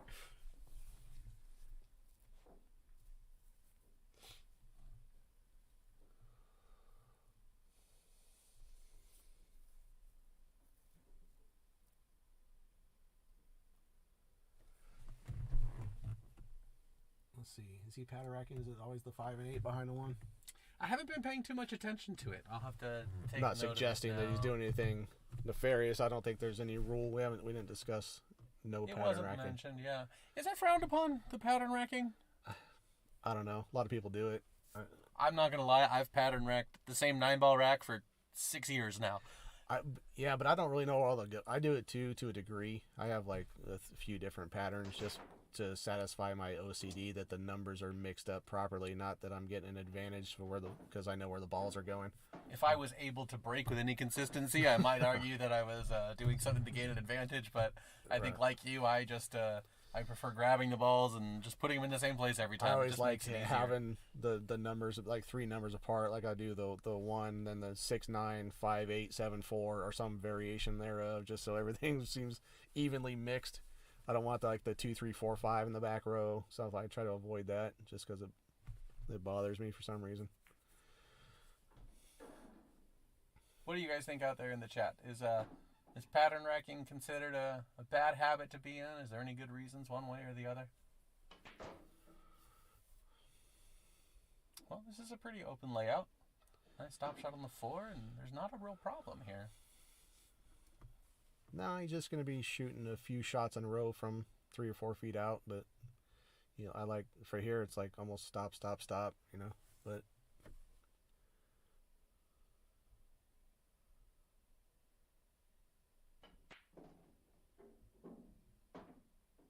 10 ball's not really in the way, so that's not an issue at all. A couple more stop shots, and he's out.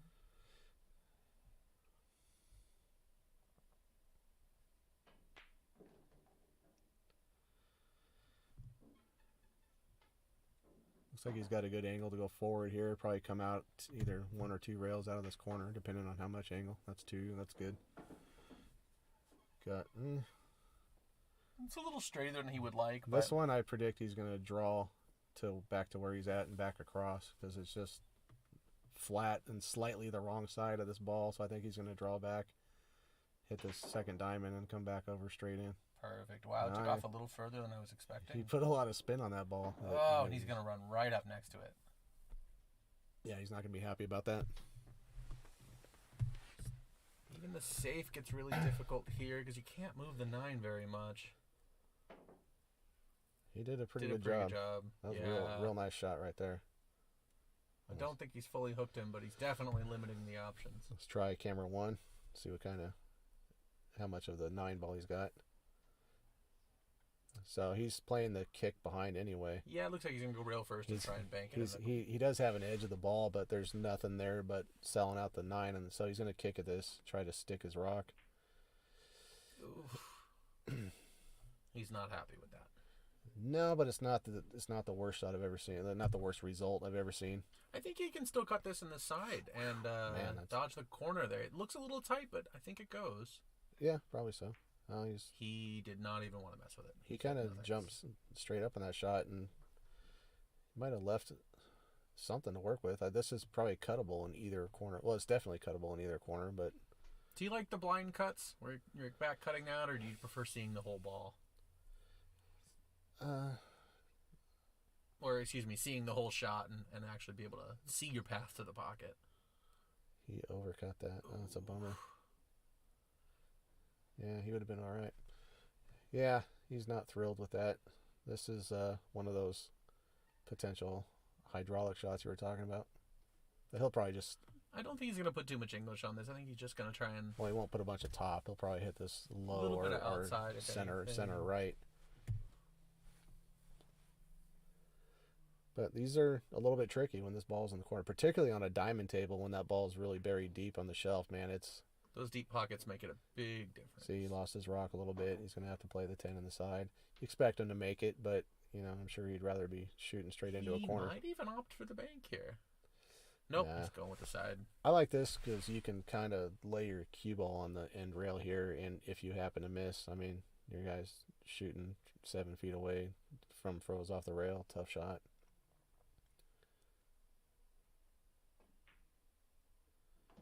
Good shot. All right. Chuck takes a 1-game lead back to 7-6.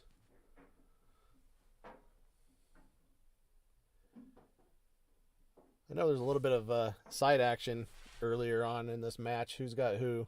I have a little sweater on this one. But anybody else got action on this?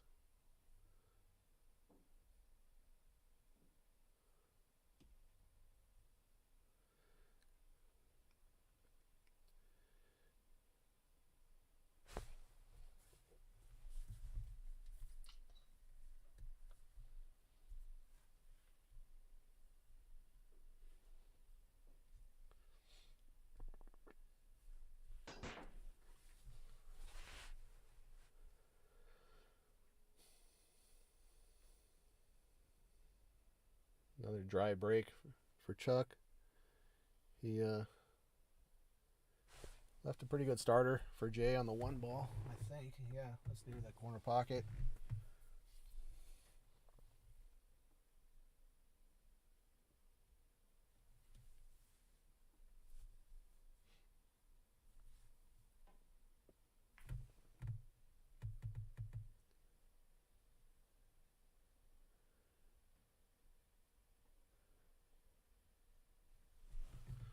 Oh, is that why we were not seeing chat? Yeah, looks like our We had our a- chat went a little stagnant there. Had an internet hiccup, I guess. So I'm like, geez, where is it? missed the last few responses. We thought y'all had abandoned us.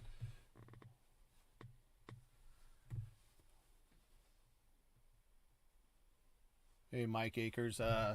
Mark's playing next weekend. That's the 4th, right? Yeah. Mark's playing on the 4th. I thought. Matt Hardwick, yeah. Next week. No, I'm pretty sure this is a 9x4.5 Goldcrown III. Tim, it's definitely not a 5x10. What a good billiard. Unfortunate that he's not going to be able to see most of the 2. If he can see this ball full in the face, you might see him. Possibly see him stick a 4-rail bank shot, send the 2 through 3 rails between the 7.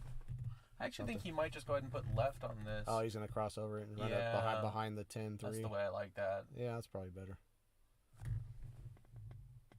Is he going to leave a window here? It's definitely going to be jumpable if there's not a window. Camera 1.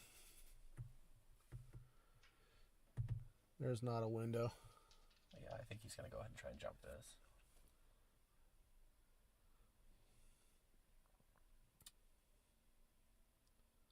I'm gonna miss seeing Chuck. Chuck, this used to be his break cue. He's since got it. Oh, nice What shot. a great shot. He Well- recently got himself a BK Rush break cue, but this used to be his break cue. And when he went to jump, he would always break this down and then just throw the butt of the cue on the ground wherever. Yeah, I mean, it was comical because he would just the thing would just go tinking across the floor everywhere. This is a $60 J&J jump break cue that he loves. He's had it for years. Okay. Well, he's left a shot on the side here.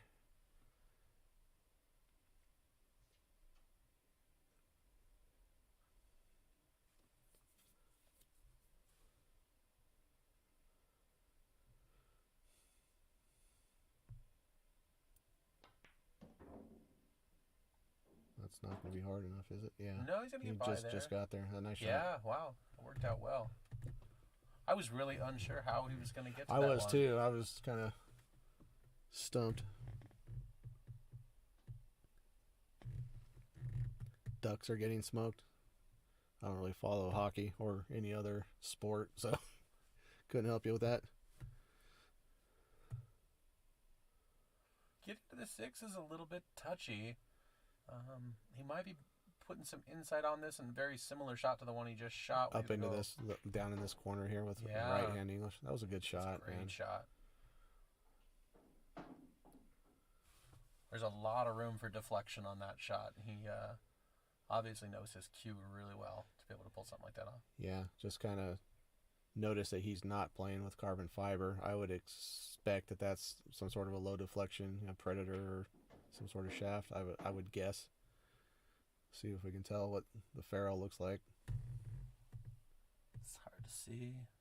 Looks short. Looks like it's probably like a Z2 or something like that. I guess it could be a 314. Just needs to run a little more, otherwise that's really much more difficult than it needed to be. No, I think he's perfect here. I think he's got the angle where he can just stun out and play just a little bit of center left and play the 9 on the side. Now he's probably going to run around 3 rails. He'll be coming across his line here. He's going for the side pocket. I like that better. This is it opens up really nice. Well, and it also runs parallel with the line of the shot, and it's going away from it instead of towards it. But same principle, a lot more room for error. If he would have tried to hold for the corner pocket, he would have been going dead across his line and had like a 1 foot area to fall into where he would have had an easy shot, and then the rest of it would have been tough. So exactly. Anytime you can, you want to try and run with the line of the shot instead of against it. Okay, we got a 7-7 match. We're just over halfway through and still have a tie ball game.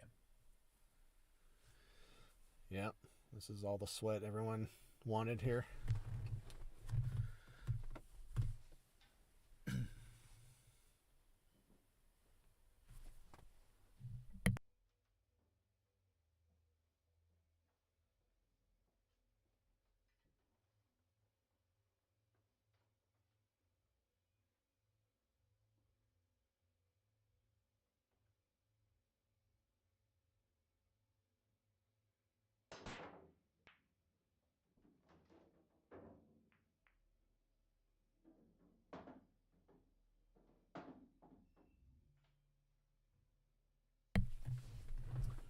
So, Michelle, the 2 numbers you're seeing there are That's Mike Akers. Oh, excuse me. You probably met him before. He's been to Danny, so. The text is a little bit small. But those are the Fargo ratings for the 2 players. Chuck's a 665 and Jay's a 649. Chuck just recently bumped up to 665. I don't think he has a lot of robustness. He doesn't have a lot of games in the system. He was at 652 or something like that last week, and I think after a few matches in the Swanee tournament got reported, he bumped up to a 665. So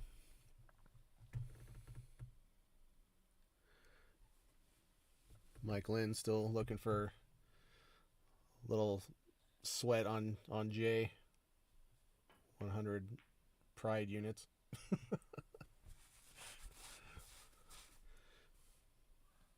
I'm not surprised he tried to cut that, but I don't know if I necessarily agree with it. I think I would have much rather seen him run the cue ball up table and try and play defense there. This lay's pretty tough here. He's going to have to give this a real good pounding, probably like some sort of like center left maybe. He might just straight draw back to the rail that he's he looks on. like he has an angle where he's coming back to the 9 ball. Oh, no. A lot of spin. Whoa. Sorry about that. Huh. Our makeshift commentary booth is falling apart. Yes, it is.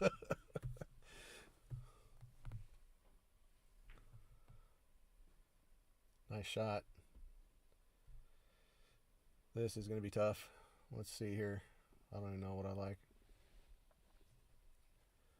Yeah, there's no jump here. The gap between that 710 I might think be you go navigable. 2 rails rounding this corner by the turtle rack.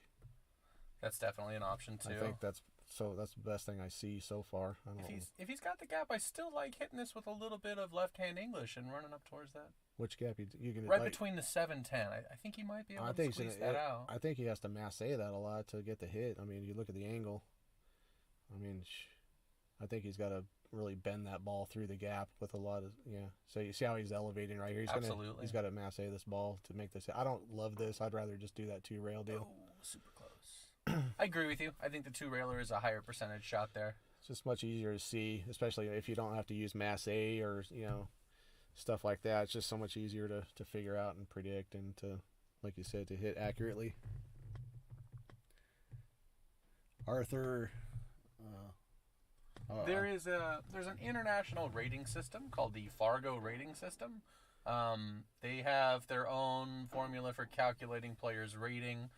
It's detailed very much at fargorate.com. Kind of based on go check that out. How many games you win in certain matches against other players of other ratings. That there's, I'm not going to pretend to know how all the math involved in it, but it gives you a calculation based on the number of games you win against certain ratings. Your opponent's ratings factor into how much your rating moves when you win games against them, stuff like that. So it's kind of probably a complex system, but it works. A lot of people say it's garbage, whatever.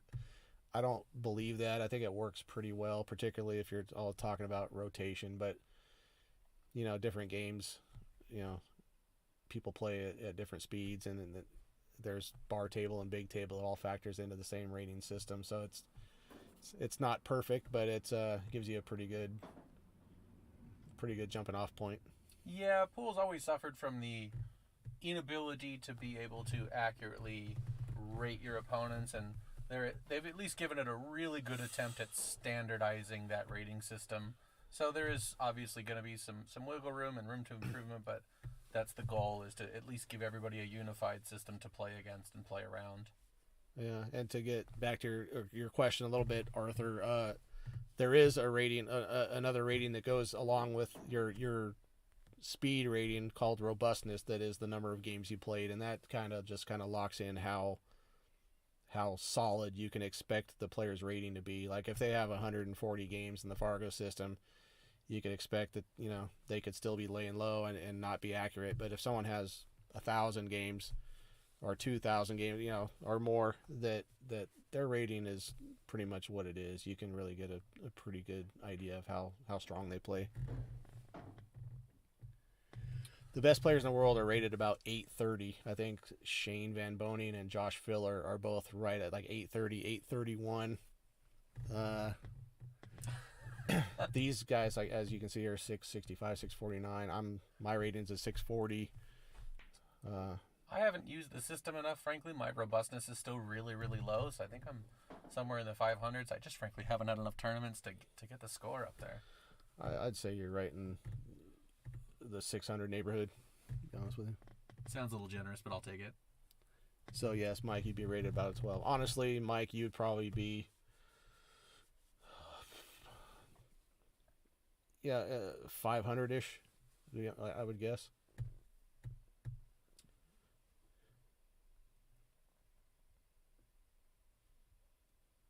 I don't know quite what the cutoff for professional players. I want to say it's like mid sevens. I think in the maybe Fargo, low I think in the sevens? Fargo system, 720 and above is considered a professional caliber player. There you go. So that'll give you a little frame of reference. Right, but if you're a 720, you probably still want a part-time job if you're going to play pool. It doesn't hurt. Fargo, not IQ. Yeah, no, That's a great shot. Just Wow. absolutely drain that in the side. that was great.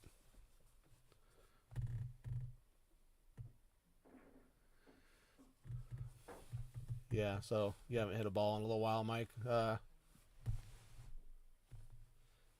Jeff is saying that I have it wrong, that 730 is the professional cutoff.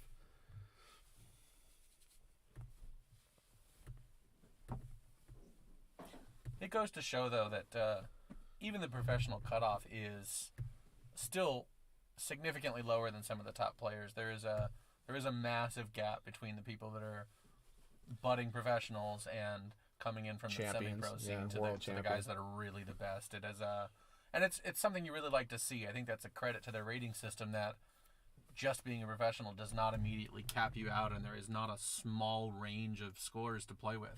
There's really a lot of wiggle room, and the cap keeps increasing. The more and more people are playing, the higher that is going.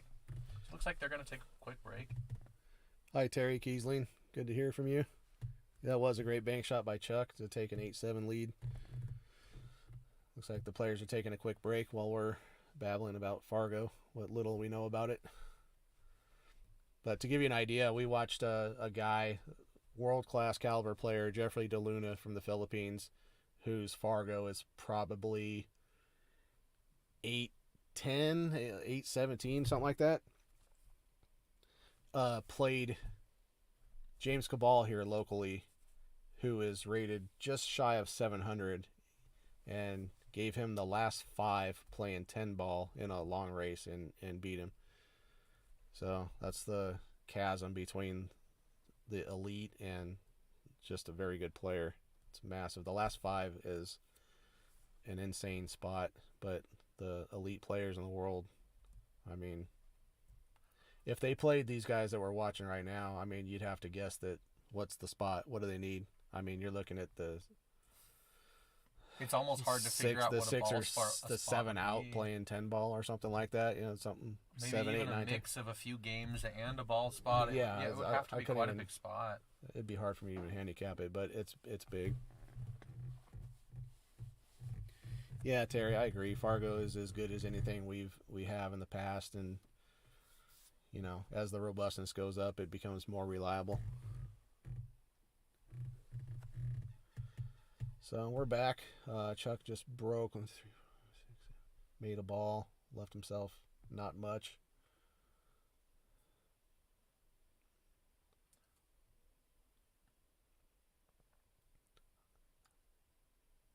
I'm not even sure what he's trying to do. He might be trying to make this. Yeah, he was definitely trying to cut it in. He is no shy to the aggression. Not a shy, not a Yeah. shy player. He really likes to just pocket some balls. Right, that was a ambitious shot right there, but It worked out well. He's, yeah, well, he's fully yeah, booked. yeah, he got a pretty good roll out of that.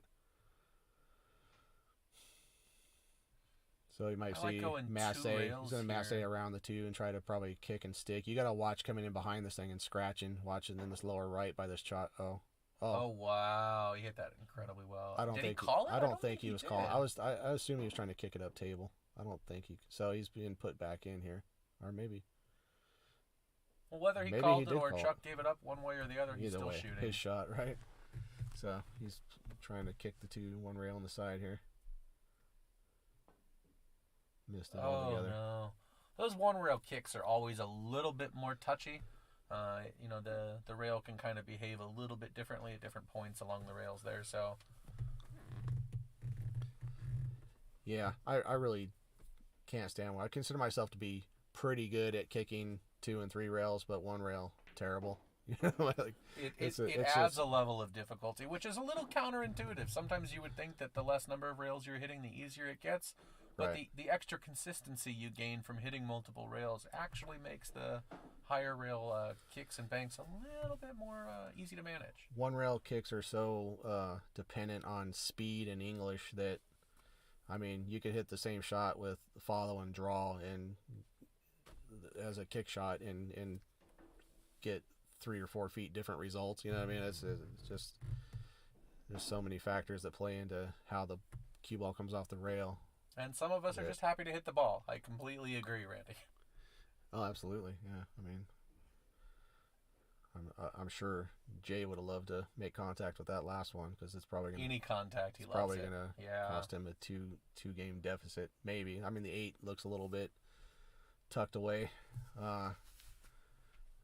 I believe definitely the 8 doesn't can look go like it. past the 9. Yeah, it doesn't look like it passed the 10. Looks like it might pass the 9. Then again, if he does play you can that, see how that tight it 8-10 is that he's looking. combo is not a shot I'm too afraid Terrified. to shoot here, actually.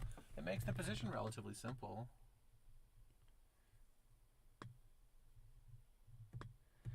Oh, do you, Ross? I think your senses are off because I think as you know, that you are on my no-fly list these days.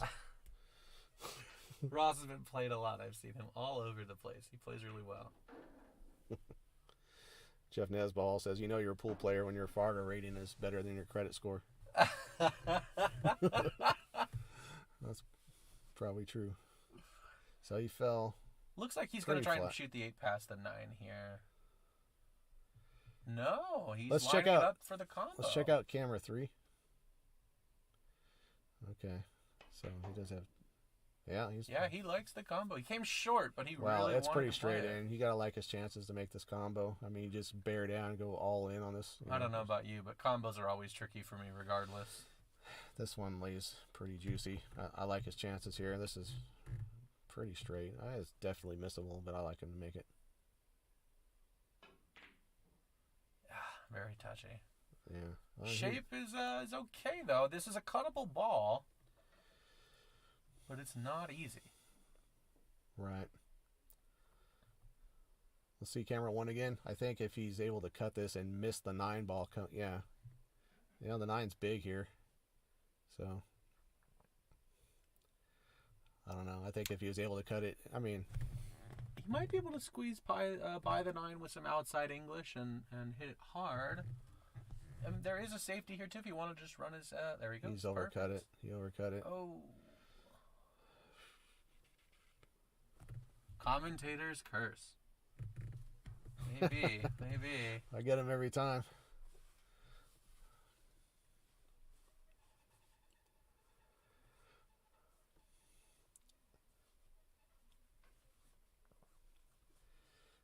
Yeah, this is thin. I mean, makeable shot. You expect he's going to have to, shoot at it, but... I like him shooting it hard here and just going up and down the table to get some shape. Oh, yeah. Not even real hard. He just kind of play this enough to get up and back to the middle of the table.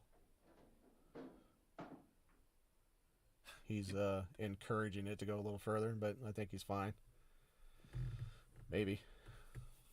Yeah, I think he lays just fine for this. I think he's going to have to play short side on the 10 here or do something pretty radical with the cue ball to get on the other side of it. I think he can just play it in that bottom right pocket there. I think he's going to be able to hold the cue ball just fine. Right. But it's similar to the shot that Jay missed earlier. I mean, Chuck has gone out of his way to get long side on everything. I mean... That's pretty good. It is pretty good. Is he playing the side? Yeah, it looks like Okay. he's going to go ahead and pop that in the side. That's a touchy Okay. little shot. Those side pockets are no joke. 9-7. Chuck needs 4. So Jay's going to have to win 6-3 here from here to Yeah, get Mark, through. we have the quote-unquote booth set up in the truck out here. I don't know what you mean by truck. You mean like the multimedia truck, right? The news van situation. Yeah, we're in the truck. We do have a whole lot of screens sitting here, and there's flashing lights and all kinds of stuff going on. So You should post a picture on the chat if you can. I don't know if you can. I don't know if you can post a picture straight to the chat, actually. Probably not.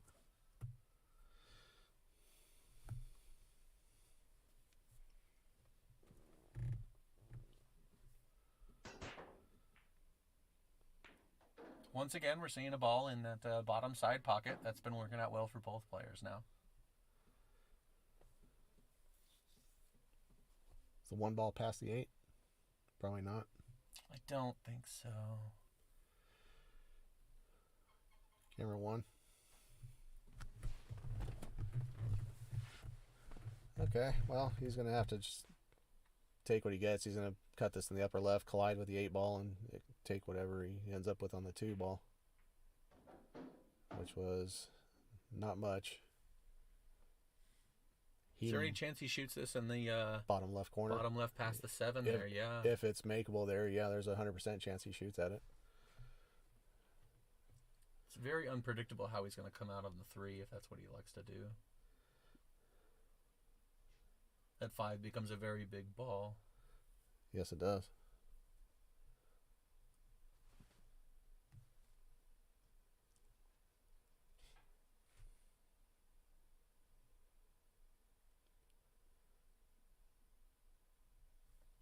So it looks like it might just be lagging behind the 3.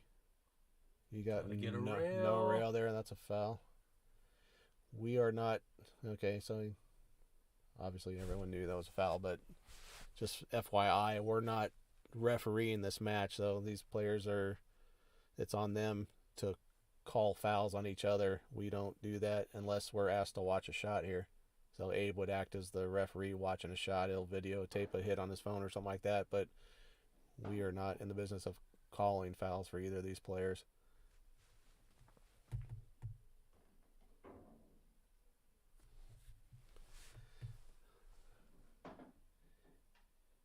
Yes, Mark, we're properly equipped as needed.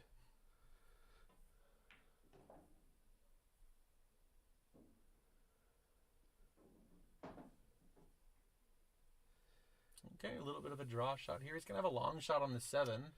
I don't know if he's going to draw this or if he can go with a high ball up into that corner. And I don't like going into the corner because there's so much traffic.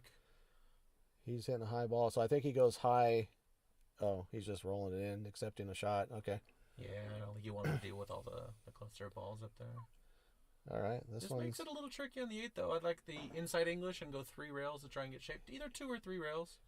See how. Yeah, I agree with that for sure. This shot is rattleable on a table like this. Yeah, and he did. He was going for the shot we were talking about, buddy. Yeah, he has a lot of distance. You got to put a lot of spin on that ball. Hit it pretty hard. I mean, it's definitely missable. If that 8 had been out and more open more, I almost like stunning or like a little bit of low right on that shot and coming across twice, just below the side pocket and back out. But would have been an option. From where he was, it was hard to do that and end up with a reasonably good shot on the 8 ball because it's so far up table and tucked away. But so he's going to try this kick and stick right here, I believe. It would be a great shot if he can stick it back there. When it's that far off the rail, it's a little difficult to stick it, but he's going to get a rail. Did he call that too? I believe he did. I kind of doubt it, but doesn't matter now.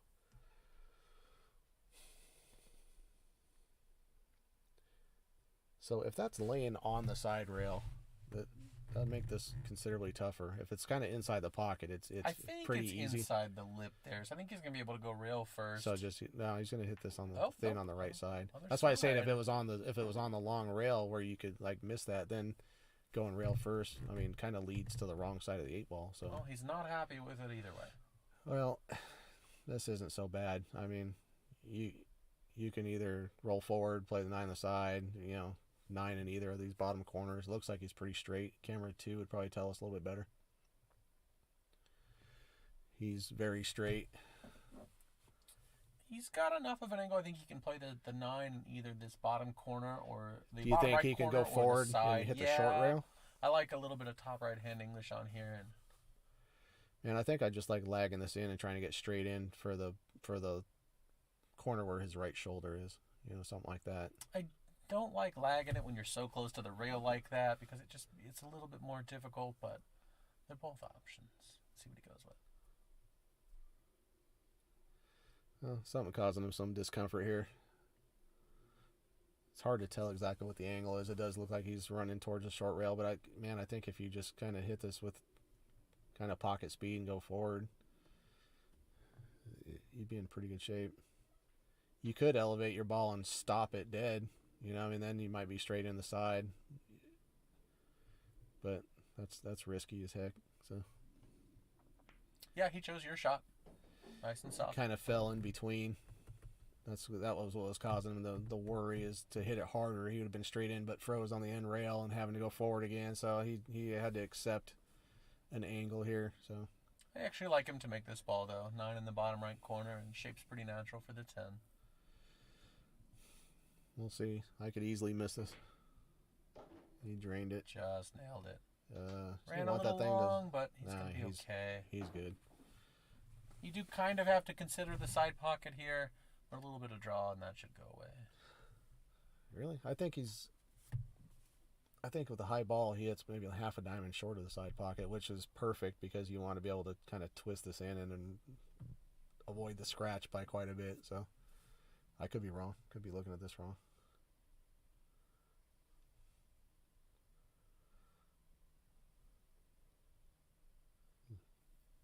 Looks like he's going high ball.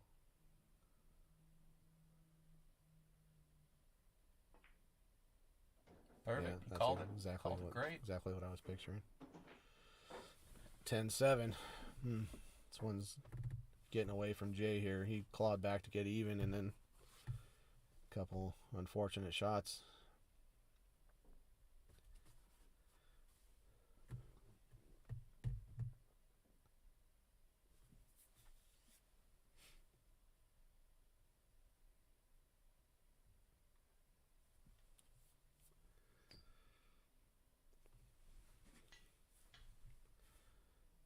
All right, let's look for this 8-ball in the bottom side pocket here. See if he's getting consistency on that.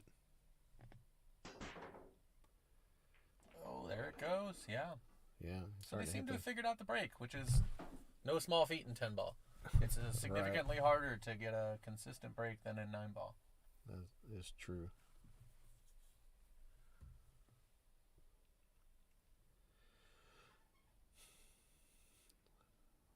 Figure he's probably going to try to cut at this ball. Absolutely. He's been cutting those balls all night long. He really likes that thin 7-ball is a big ball here, just for position. Because I think he's going to have to go up to the other end and back, just between the 5-7, and then come back towards the 2-ball. And that's why the 7 made things tough. Well, this ain't so bad. Well, Terry, we don't really have a stake in it one way or the other, so, it's fun to just watch a good game and just chit-chat about it. It's definitely exciting one way or the other, though. Well, I think she's talking about the players, probably, how they do that. Like, yeah, it's nerve-wracking for me. The amount of pride units isn't as big a problem for me as the fact that the camera's there. I have that's what gets to me the most, honestly. But well, this looks pretty clean. This is stopped. Really it was straight into the side. Yeah, this lays together real good. Huh. Wow. So he had an angle. He's overrun this by a touch. Well, things got interesting now. There's a really nice safety here, though. If you just roll the 5 up to the rail, you roll up onto the 9. Right behind the 9 pretty reliably. I know he wanted to try and get out here, but sometimes you have to make a concession. He still has a way to get out. He can cut this in the side. He may clip the 9, which would probably help him to get shape on the 6-ball here. If he could twist this in with right and clip the 9, then he hits the short rail by the turtle rack and spins back right at the 6-ball. Looks like that's what he's going to try to do here.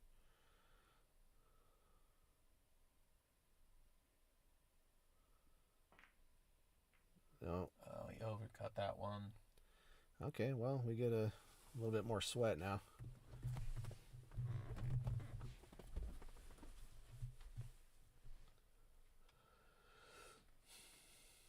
I think I just lagged this in and accept the shot. You know what I mean? Absolutely. Take a little bit of cut. Oh, that's real soft. Okay, well, that works. Some pocket speed for you. I think actually ideal would have been a little further. It would have been slightly more natural just to twist up for shape on the 7, but this he's going to have to, oof. Oh, no. Yeah, it doesn't take much to make it difficult. That's kind of what I was talking about. That angle wasn't super natural. I think he put a lot of spin on that in an attempt to get on the ball and ended up missing it. This game's super tough on tight equipment. You know what I mean? It takes very little to get out of line and screw your whole plan up. Think he can get behind the 7 here? No. No chance. He's getting behind the 7. He's going to... All right. Well.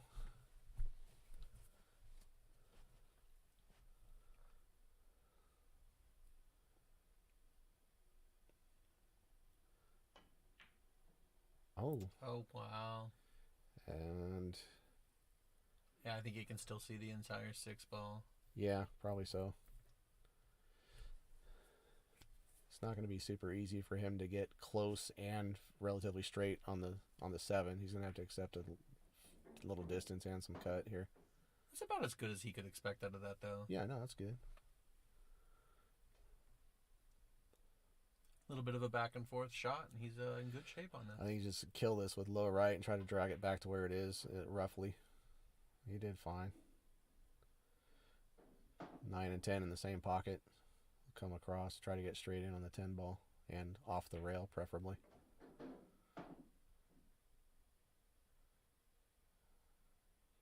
Did a little bit of both. Good enough. Nice. Sweet. I like the sweat, but I want to see a close match. I want to see a great match, but I do have a couple doll hairs in action here.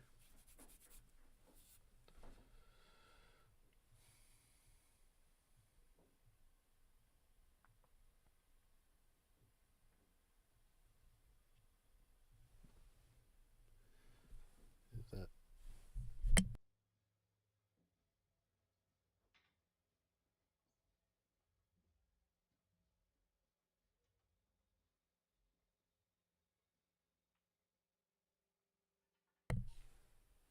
okay? Now J to break. Same thing, looking for that 8 ball to go on the bottom side.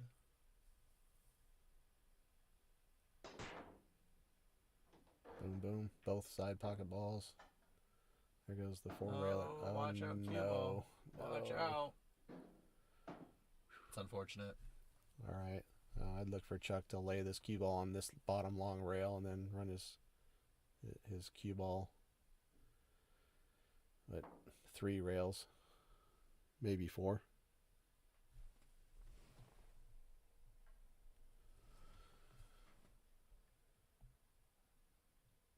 Yeah, this is where I set up right here. Well, probably slightly farther away than this because, yeah, I can't reach this very well. But this is perfect. You can just let your stroke out real nice here. A bunch of center left. Spin 3 to 4 rails. You might touch the bottom rail, but he's not. I probably would have tried to because this isn't ideal. He's got an easy shot on the 2 with probably difficult position. Now he may have to go forward 2 rails between the 5 and 10. Yeah, the draw is going to tend towards that corner pocket. It makes it a little bit more difficult to control. You might still be able to draw it, though. Yeah, I think he's going forward. Looks like a high right. Oh, he did draw. Okay. Had to put a little bit of draw right to straighten the angle out. And Left, probably, I think. But I figured his cue ball was... Oh, yeah. Yeah, excuse me. Yeah, get your stuff together, bro. I'll figure it out one of these days. This is why I'm still terrible at this game. This is why we're commentating and not playing. And not playing, exactly. Oh, that doesn't look so great. No, it's good. You just twist up to the middle of the table. Try to put your cue ball in the middle of the table here.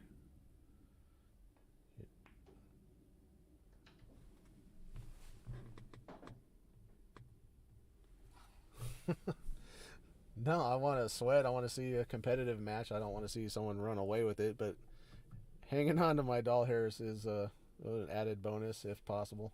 I'll take that.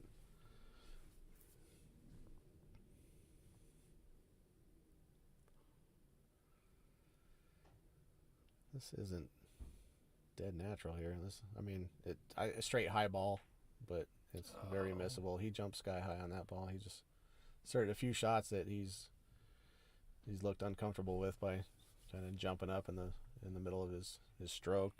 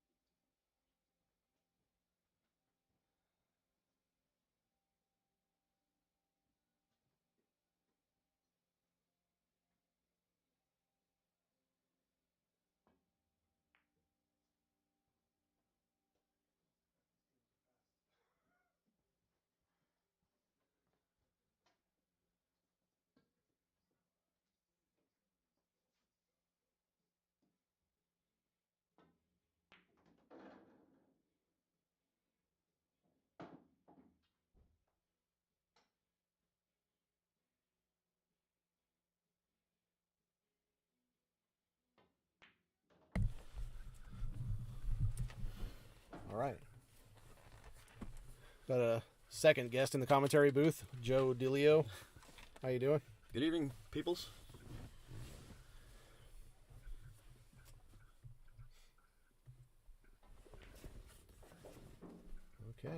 That's really good speed to hold that for the 10. I can get away from you Yeah, easily. yeah. He's not in too much Well, trouble here. Nah, just as long Pretty as his routine cue ball shot. stayed off the rail. I think his cue ball was creeping towards the rail. It made me a little nervous, but it's a great shot. Pulls it back within 1. Looks like a good match so far, fellas. It's been a hell of a match so far. Yeah, yeah. I was watching the restaurant. I got in trouble. I looked over at my wife. She's got the face on. I'm like, oh, that's not good. No. Let me put it Abort. down. Ooh, So for those of you that don't know him, 49. Joe Delio is also a Danny K's player. And do you help sponsor the stream? I think I've seen an advertisement for your... Oh, there's Wetworks right up there. Yeah. Joe Delio is the owner of the Wetworks Garage. So you've seen the logo up at the... There it is. There it is, There right it is. there. Call in, get an estimate. Let us know when you need. I can say that I've actually had some work done on a car in the past, and Joe did a great job. Thank you, thank you. I've had a couple vehicles painted over there, possibly. Huh? Oh, yeah. At least one. Once again, ball in that bottom side pocket there. It's being very consistent. That's what you gotta love about these template racks. Rezwan Ahmad says hello, Joe. Hi, Joe. What's going on, Rezzy? Rezzy. I take your trip was good. Eddie Cohen, Master Beatty. I'm gonna. You need to hyphenate that, maybe, or something. I'm not sure. Punctuation is important. Yeah.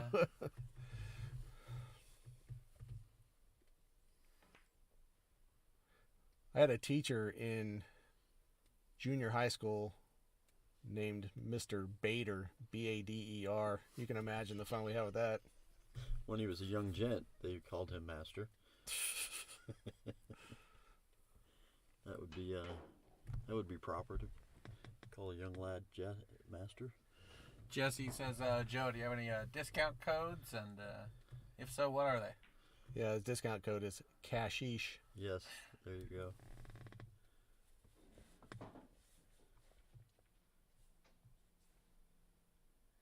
Yeah, really. Everyone's looking to bid on Eddie's $8,000 workbench. Oh, yeah. It's a hell of a cue holder. Yes, it is. Must be nice. How do you like getting from the 5 to the 7 here? It's a little bit touchy with the 10 in the way. Let's check out camera 1, see if the 7 is makeable in the upper right. Yeah, it's tight. I don't know. I mean, you could try to slow roll this with oh, no, he's not shooting it now. Never mind. Oh, yeah, I'm just thinking as he Got the- moves through okay. this rack a little bit, how do you think it's going to I end up think the getting on 7 passes the 10 into that other corner. He's overrun this a little bit. Camera 3. Oh, yeah. Well, the 7 definitely passes the 10. He may have to just try to thin this with right. Oh, okay, playing Just safe. going to play safe, get it behind the 8 there, and that's a really good shot. Pretty smart. Tawny. Yeah, we got a good. That's my wife, Tawny. Hi, How's babe. it going, Tony? Long time no see. We do have a great lineup tonight.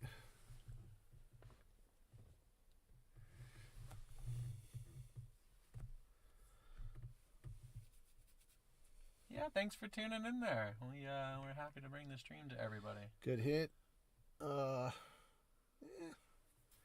He's left a shot, not a hanger. He's gonna have to do something to get on the 7 ball. He might even just try and run into the 7-9 now. Ah, that's a funnel into that side pocket though. I can see hitting the 7 and the 9 and With still how scratching. hard you have to hit the 5, you might just be able to 2-rail right into it. Yeah, maybe. Or leave it alone. 7-9's a combo. Potentially. Potentially, yeah, the combo You'd have could to be go. made there. I think you'd have to go up the middle and back to get shape on it. I don't think you can hold for this. He might have been trying that. I think he was trying to hit it. He ended up going around it. Mark Miller says hi, Tawny. She says word. Hell yeah. My lady from the streets, yo. Just kidding.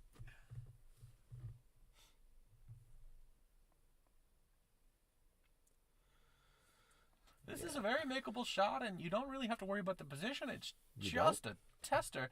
Yeah, I think he clears the 10 if he just makes the 7. I don't Oh, think you're talking he's about gonna run going into anything. forward around the 10? Like Yeah. 3 rails into the line of the... Absolutely. I think if you just focus on making the 7, Yeah. everything should work out. It's just not easy. No, it lays natural, like you say, but it's a testy shot. It's easy to miss that shot. You're talking like high right English on this ball? Absolutely, yeah. Come 3 rails and you're running straight into the line on the 8.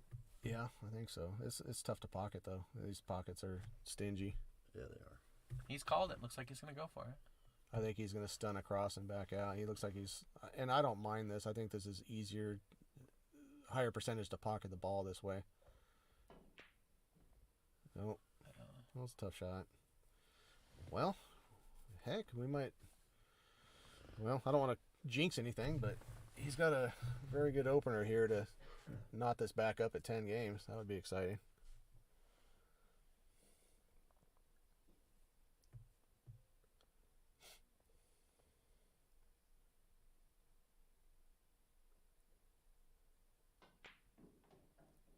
That one wiped his foot one time. He doesn't look too fazed by it, though. He keeps a pretty cool head. So does Chuck, except for when he's cussing in the chat over a ball that he missed. Hopefully he's not listening to us right now. Matt Hardwick told me that he listens to the commentary while he's playing a match. Last time he played here, he was listening to us while he was playing. And there's a 5 to 7 second delay on that. That would drive me... Oh, no. Oh, no. Well... Look at that 10 ball shape.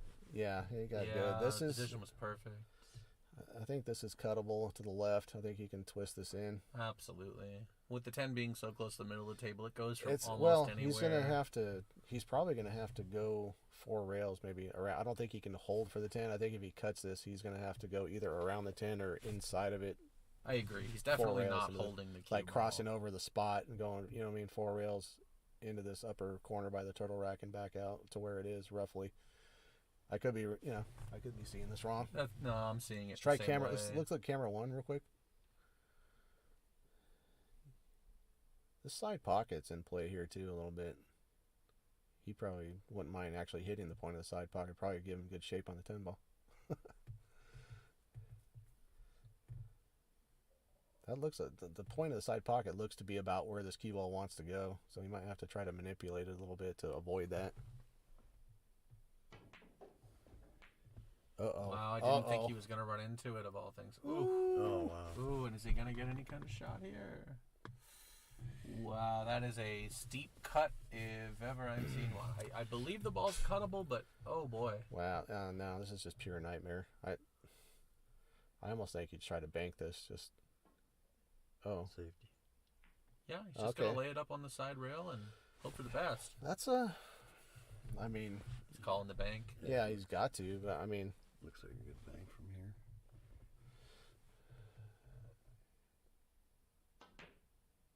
Oh, that went extremely long. Oh, no. He's going to lose a cue ball right here. Oh, dear. Oh, He's it gets gonna, worse. I think he conceded the game.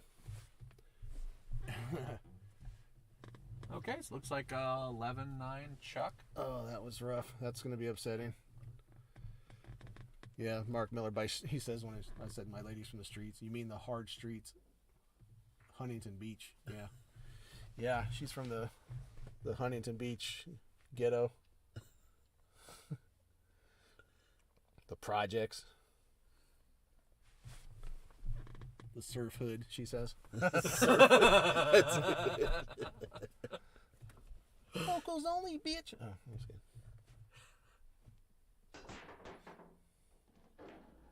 Well, once again, ball in the bottom side pocket there. Unfortunately, it was the cue ball this time. Felix, also from HB, we're about, give us some cross streets. We're down in downtown area, beach in Atlanta, roughly.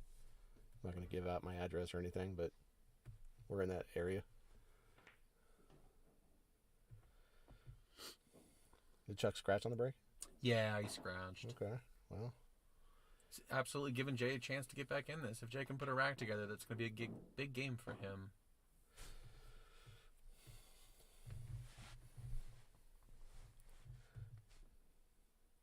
You come 2 rails out here. Try to I actually like just going one rail. If anything, I want to try and run into the 7 ball or get in that general area. I think I like to twist this, just make sure the 7's completely out of play. But he looks like he's doing kind of what you're saying. Straight. Oh. Decided to no. go around it. Yeah, Okay. he's all good. right, that's good. He's good. Yeah, I much preferred the one railer, but I like the two-railer shot he worked chose, out. especially. He had a little bit more room to work with the 7 than I thought he did. This is a funny angle, though. Can he draw this back to where his elbow is and out? The draw is going to be real tight here. Or can he draw it back above the 7 and back out? That's what he's doing. Yeah. That's thin. He's fallen pretty thin on this. This is... The good news is, though, he should be able to let this one loose a little bit and end up roughly up near the top of the... Do you think he goes straight up the middle between the 7-9 and back out? I actually like putting a little bit of outside English on this ball and running it a couple of rails. Around the 7? Yeah. That's what he tried to do. Yeah, just like that. Oy. He might. Yeah, Nice. I think he's got a safety here. Let's check out camera 3. I think we might be seeing a jump shot. Yep, we're seeing a jump shot. Or is he going to try and masse? I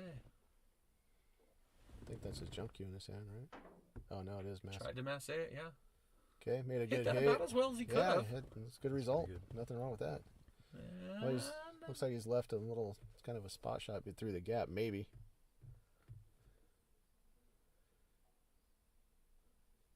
My camera guy just took it upon himself to switch back without it. I'm just kidding. Okay, good shot. That's a great speed. Beautiful touch right there. That makes it very difficult to get to. It does. Well, I like going, for me, I like going 2 rails to the upper right-hand corner of our screen, I think you can avoid the 7 and I'm actually thinking about going 2 rails as 2 well, rails but this around way, the other pocket. playing safe, trying to cross over this and get safe. I like the shorter side here because if you do contact the 5, the cue ball is going up table, and you may be able to play safe behind the 9-10 again. Correct, yeah. Just like that. Exactly. Man, uh-oh. It's going to stop. That's a good shot. Is he straight in? Yeah, he's left a long shot here, but... He hit the 5 a little fuller than he wanted, but that's very hard to control at that point. Oh, yeah. I would be thrilled to make a good hit there. Oh.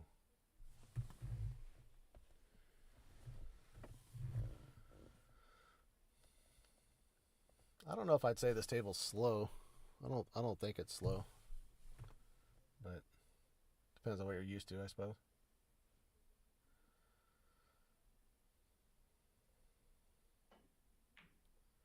Nope. Oof. Okay, he's going to leave a shot in the side here. Well, Jay needs to capitalize on this one right now. That the layout is in his favor, and he really needs to clinch this game.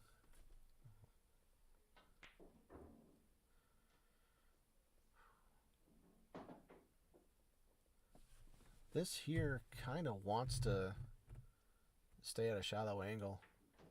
Like, yeah, I don't love this. Is he playing for the If it corner? goes a little further, he's okay. Looks Well, he like needs he's an gonna angle. go Now he's wide. straight. I think he's going to have to go forward and play the 9 on the side now. Yeah, I would the agree. 9 doesn't pass at 10. Unless he likes this combination. I kind of doubt it. I think you have to play for the 9 on the side. But the 9-10 combination is relatively straight in. Yeah, he looked at the side. He's going for the side.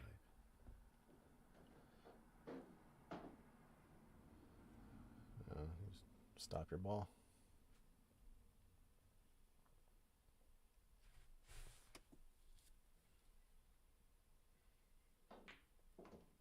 Nice shot.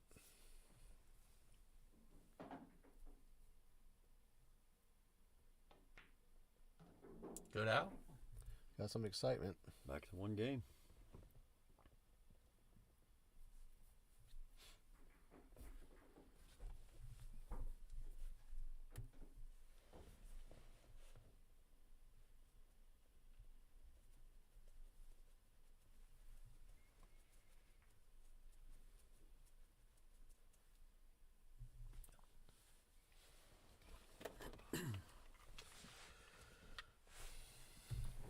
Well, he's mixed up his pattern a little bit. Oh, look. Gump. Yeah. Lisa and Tawny used to be roommates, actually. But been a long time very good friends.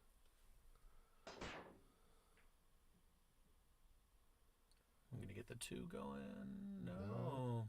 Dry break. No real shot. Oh shit. Oh, sorry.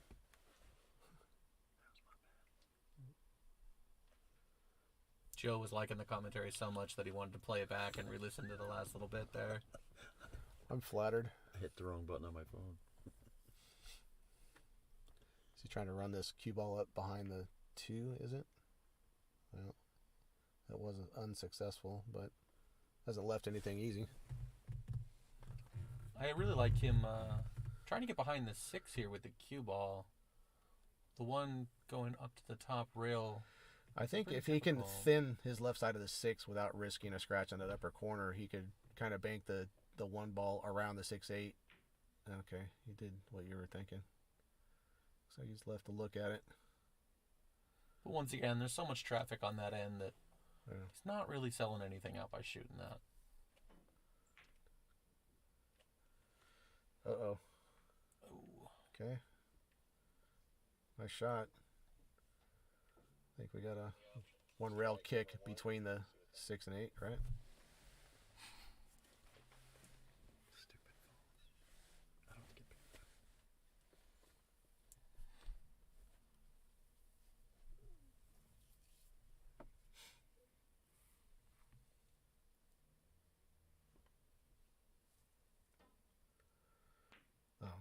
Oh, no. Oh.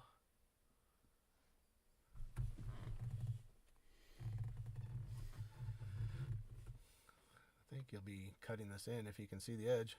Yeah, I like him to cut here. He actually looks like he's lining up for a bank. He may not have enough. Oh, he cut it. No, he was just trying to throw that down the table. Gotcha. He's going to have to stretch out. Yeah, well, there's Get the bridge for this one, but it's there's not some work to too do here. bad. I think if If he can bring the cue ball roughly to where it's at now, he can, again, cut the 3. he has a way to get the cue ball on the long rail on the other side, like by the 4, that would be the most natural way to get on the 4 again. I think if he puts the cue ball where it is now, getting on the 4 is extremely tough. He played for the long rail like I was talking. Absolutely. Actually did pretty well with it. This might be... So you're trying to shoot the 4 back down in the same pocket here and go.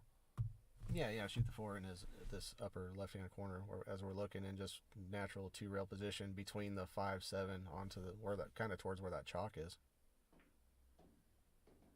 Looks like he's done just that. Perfect. Camera 3. I assume the 5 passes the 10 with no trouble. Looks good. Absolutely. We're in good shape here.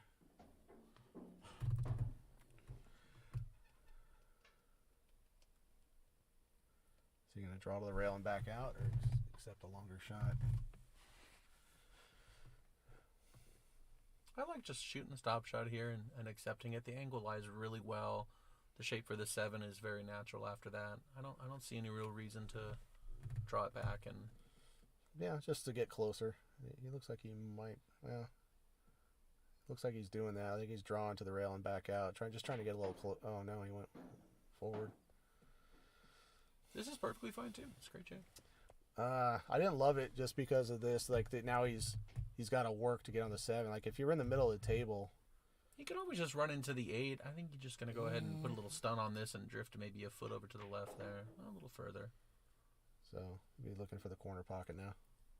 I think if it passes the 9, camera 1 would tell us that. Plenty of room. No problem. Plenty of room. Yeah, he's got options. He could actually go on the side and just run straight up the table and back down, or just stun into the corner and just try to get your cue ball off the side rail a little bit. It's pretty personal. Pretty much just personal preference on this one. Both viable shots. Yeah. I think I would play the corner pocket here. I like the corner personally too.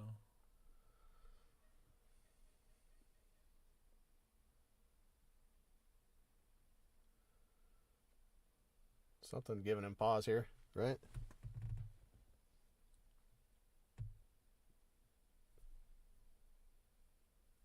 I think it's a choice of shot.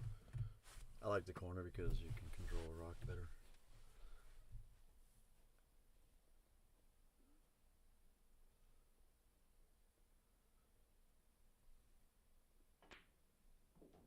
Just like that. It's a great shot.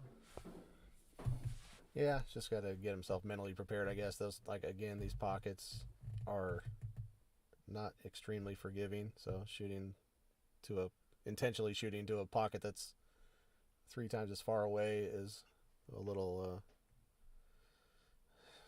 I don't know, intimidating, I guess you would say. So he got himself geared up for it and handled it well, and is probably going to put himself on the hill from here, you'd have to imagine.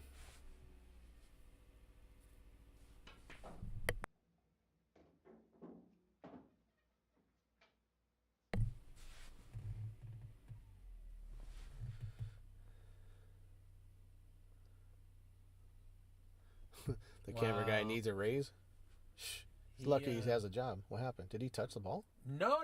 I think he just kind of psyched himself out for a second. He stood up. There was something Okay. about the ball he didn't like, and All right. Well, maybe the nerves are getting to him a little bit. He's just. well, he realizes how important this is. I mean, you'd much rather be up 12-10 than tied at 11. So I guess I get it.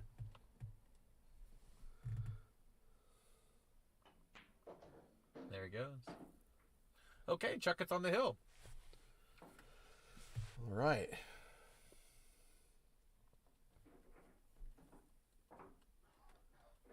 Hey, we've surpassed 50 viewers. We're up at 53 people. So thanks everybody That for is tuning awesome. in. Appreciate it. Mike Akers says his other hobby is watching paint dry. Well, maybe you should get to it. I'm just kidding. The audio's good too, guys. Is it? Oh, Yeah. cool. Thanks. What does that mean? 52. 52 and a half? Oh, 52 and a half.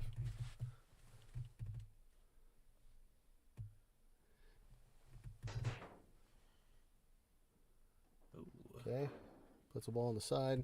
Well, let's see how it's like. Yeah, this How is a many good did he make match. here? Really competitive match. Like 2 balls on the break. 2 balls on the break. This No one shot is on the one. No good. He's going to be pushing out here, and he doesn't even really have a kick at it, I don't believe. 6 lays real big. So, I mean, not that you'd want to kick at it if you have What do you like pushing here? I'm a fan of just kind of putting it between the 10 and the 9 on the bottom rail there if I have to push. It's a good question. I don't know for sure. He's going to go a little shorter than Al that. Marino. What's up, buddy? I might... I don't know if I like this because you're giving up a cut on the 1. I really prefer just putting it a little further out, but we'll see what happens. This cut is still very difficult. Right, and if you try to make the cut, you could go scratch off the 3. So, yeah. Oof. Okay, well, It was a very good shot with very little reward. He hit that really well. what can he do from here? Can he stick this ball behind the 9 ball? Can he pass the 9? I think we're just seeing a jump here. He looks like he's going to try and masse it, but Oh, I saw. it's a great hit. Yeah. Is he going to get a little Good love off result. the 5? Yeah, he He is. got a pretty good result Do you there. think the billiard goes here? I don't think you can make the 5 there. I don't even know if I'd play the billiard. Just I don't think there's a future in the 2 ball. I would hit the Can 2 the ball and try to 2 get my sneak cue ball. behind the I would 5 probably put my though? cue ball behind the 2 and 3 here. Okay. Or a lot I'm of sorry, the angle. 3 and the 9. I don't know what Yeah, I'm talking I didn't see that very well. He had a lot more angle to play with than I thought. That was a good shot. about. And that is a good shot. This is good. You probably see he's going to masse. I don't. Masse's worked That's a well big for bend him. right there. Yeah, boy. that's a nice lot. shot. Great. Oh, got to stay up. It did. Nice shot.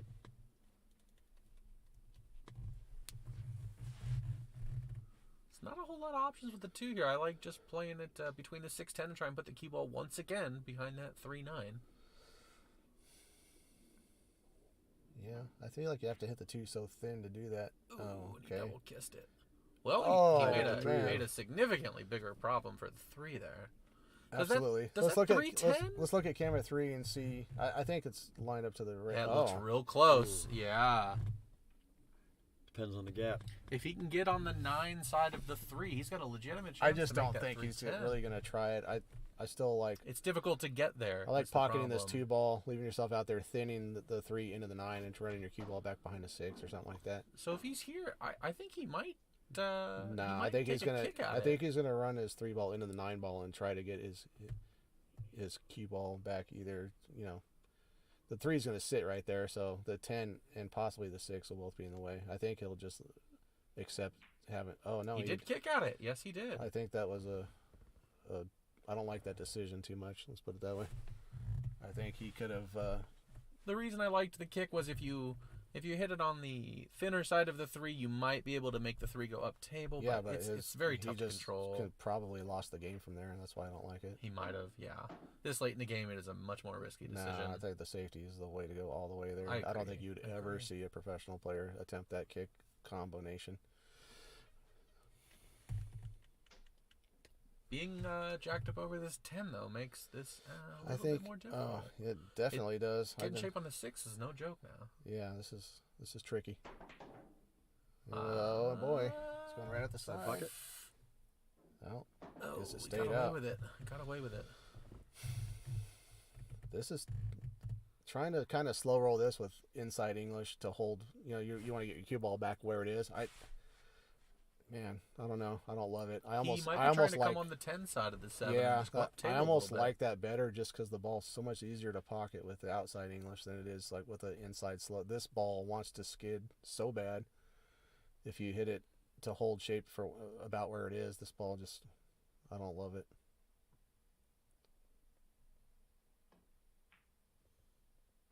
He did a great job. Yeah, held it just fine. He kind of stood up on it. I don't think he was extremely comfortable with it, but he drilled it center pocket, and it's probably going to win him the set. Curious if Jay's going to flip this coin again. I don't see any reason why he shouldn't. It's been a real competitive match. I think he feels like he's got a little bit more offense to offer. So, the fact that he did try and make that 10 early, might support what you're thinking. He might be just ready to go for his second set and either thought he was going to get back in it right now or just flip the coin and go again. He had such an easy safety there. I mean, if he would have thinned that 3 into the 9 ball, I mean, it would have been stuck behind the 10 no matter what. There's no way to really mess that up. Great shape on the 10. Rezwan says if there's a set number 2, he'd like to place some pride units on Jay. All right. Chuck gets there. 13-10. And Well, we're going to stand by and see what they decide. It almost looks like Jay's breaking his cue down. Sure does, doesn't it? It does look that way. Interesting. Well, I think we're probably finished here. Well, thanks everybody for tuning in. We'll let you know in a minute here if they're definitely done. 6 out in the breaks. We could probably set that game up for you, Mike. We could probably get someone that would want to do that. It's not going to be me, that's for damn sure, but we could probably find somebody. Yeah, right.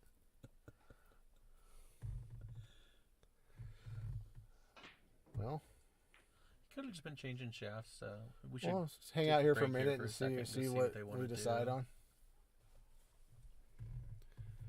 Thank you, Arthur. It might not be over. We'll see. Let's see if I can find anything out here.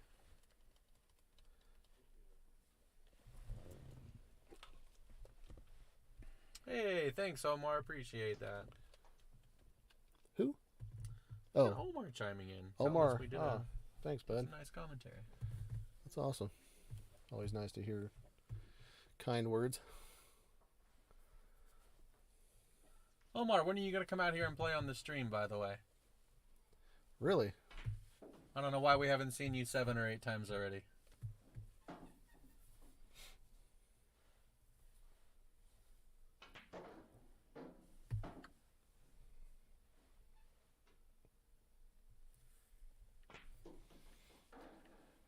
Trying to get the final word on whether we're going to see anything more.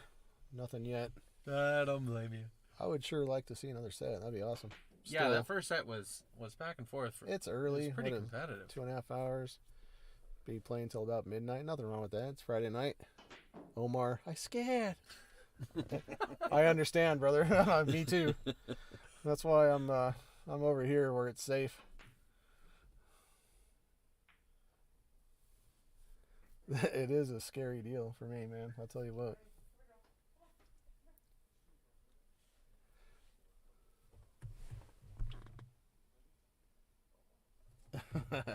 Matt Hardwick says we got to get Chuck a match with the burglar on the stream. The burglar He's a guy we ran into over at Griff's in Vegas, a Russian dude. He's pure hustle.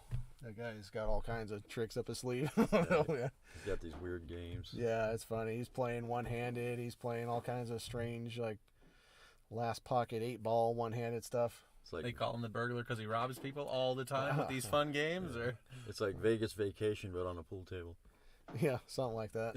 It's interesting. Chuck got into a little bit of action with him in Vegas last weekend. I pretty sure Chuck lost a couple bucks, but He did, yeah.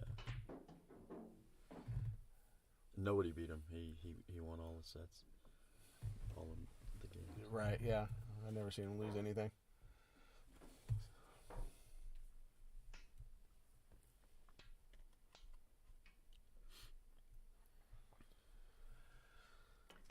they might have taken a break in there. We're still trying to find out if they're going to play another set or not.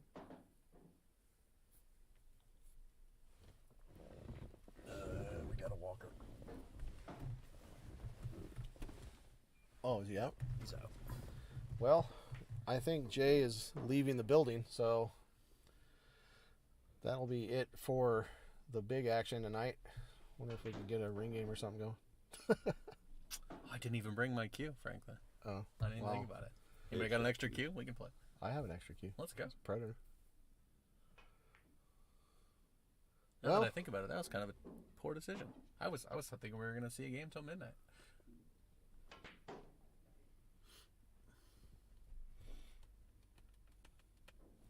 All right, folks. I Well, think that's a bummer. I I think think we're we're gonna gonna wrap it up here then.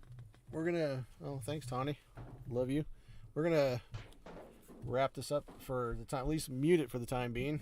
We'll let you watch Chuck bang balls into the rail for a little while and see if we can come up with something else. Take it easy for now.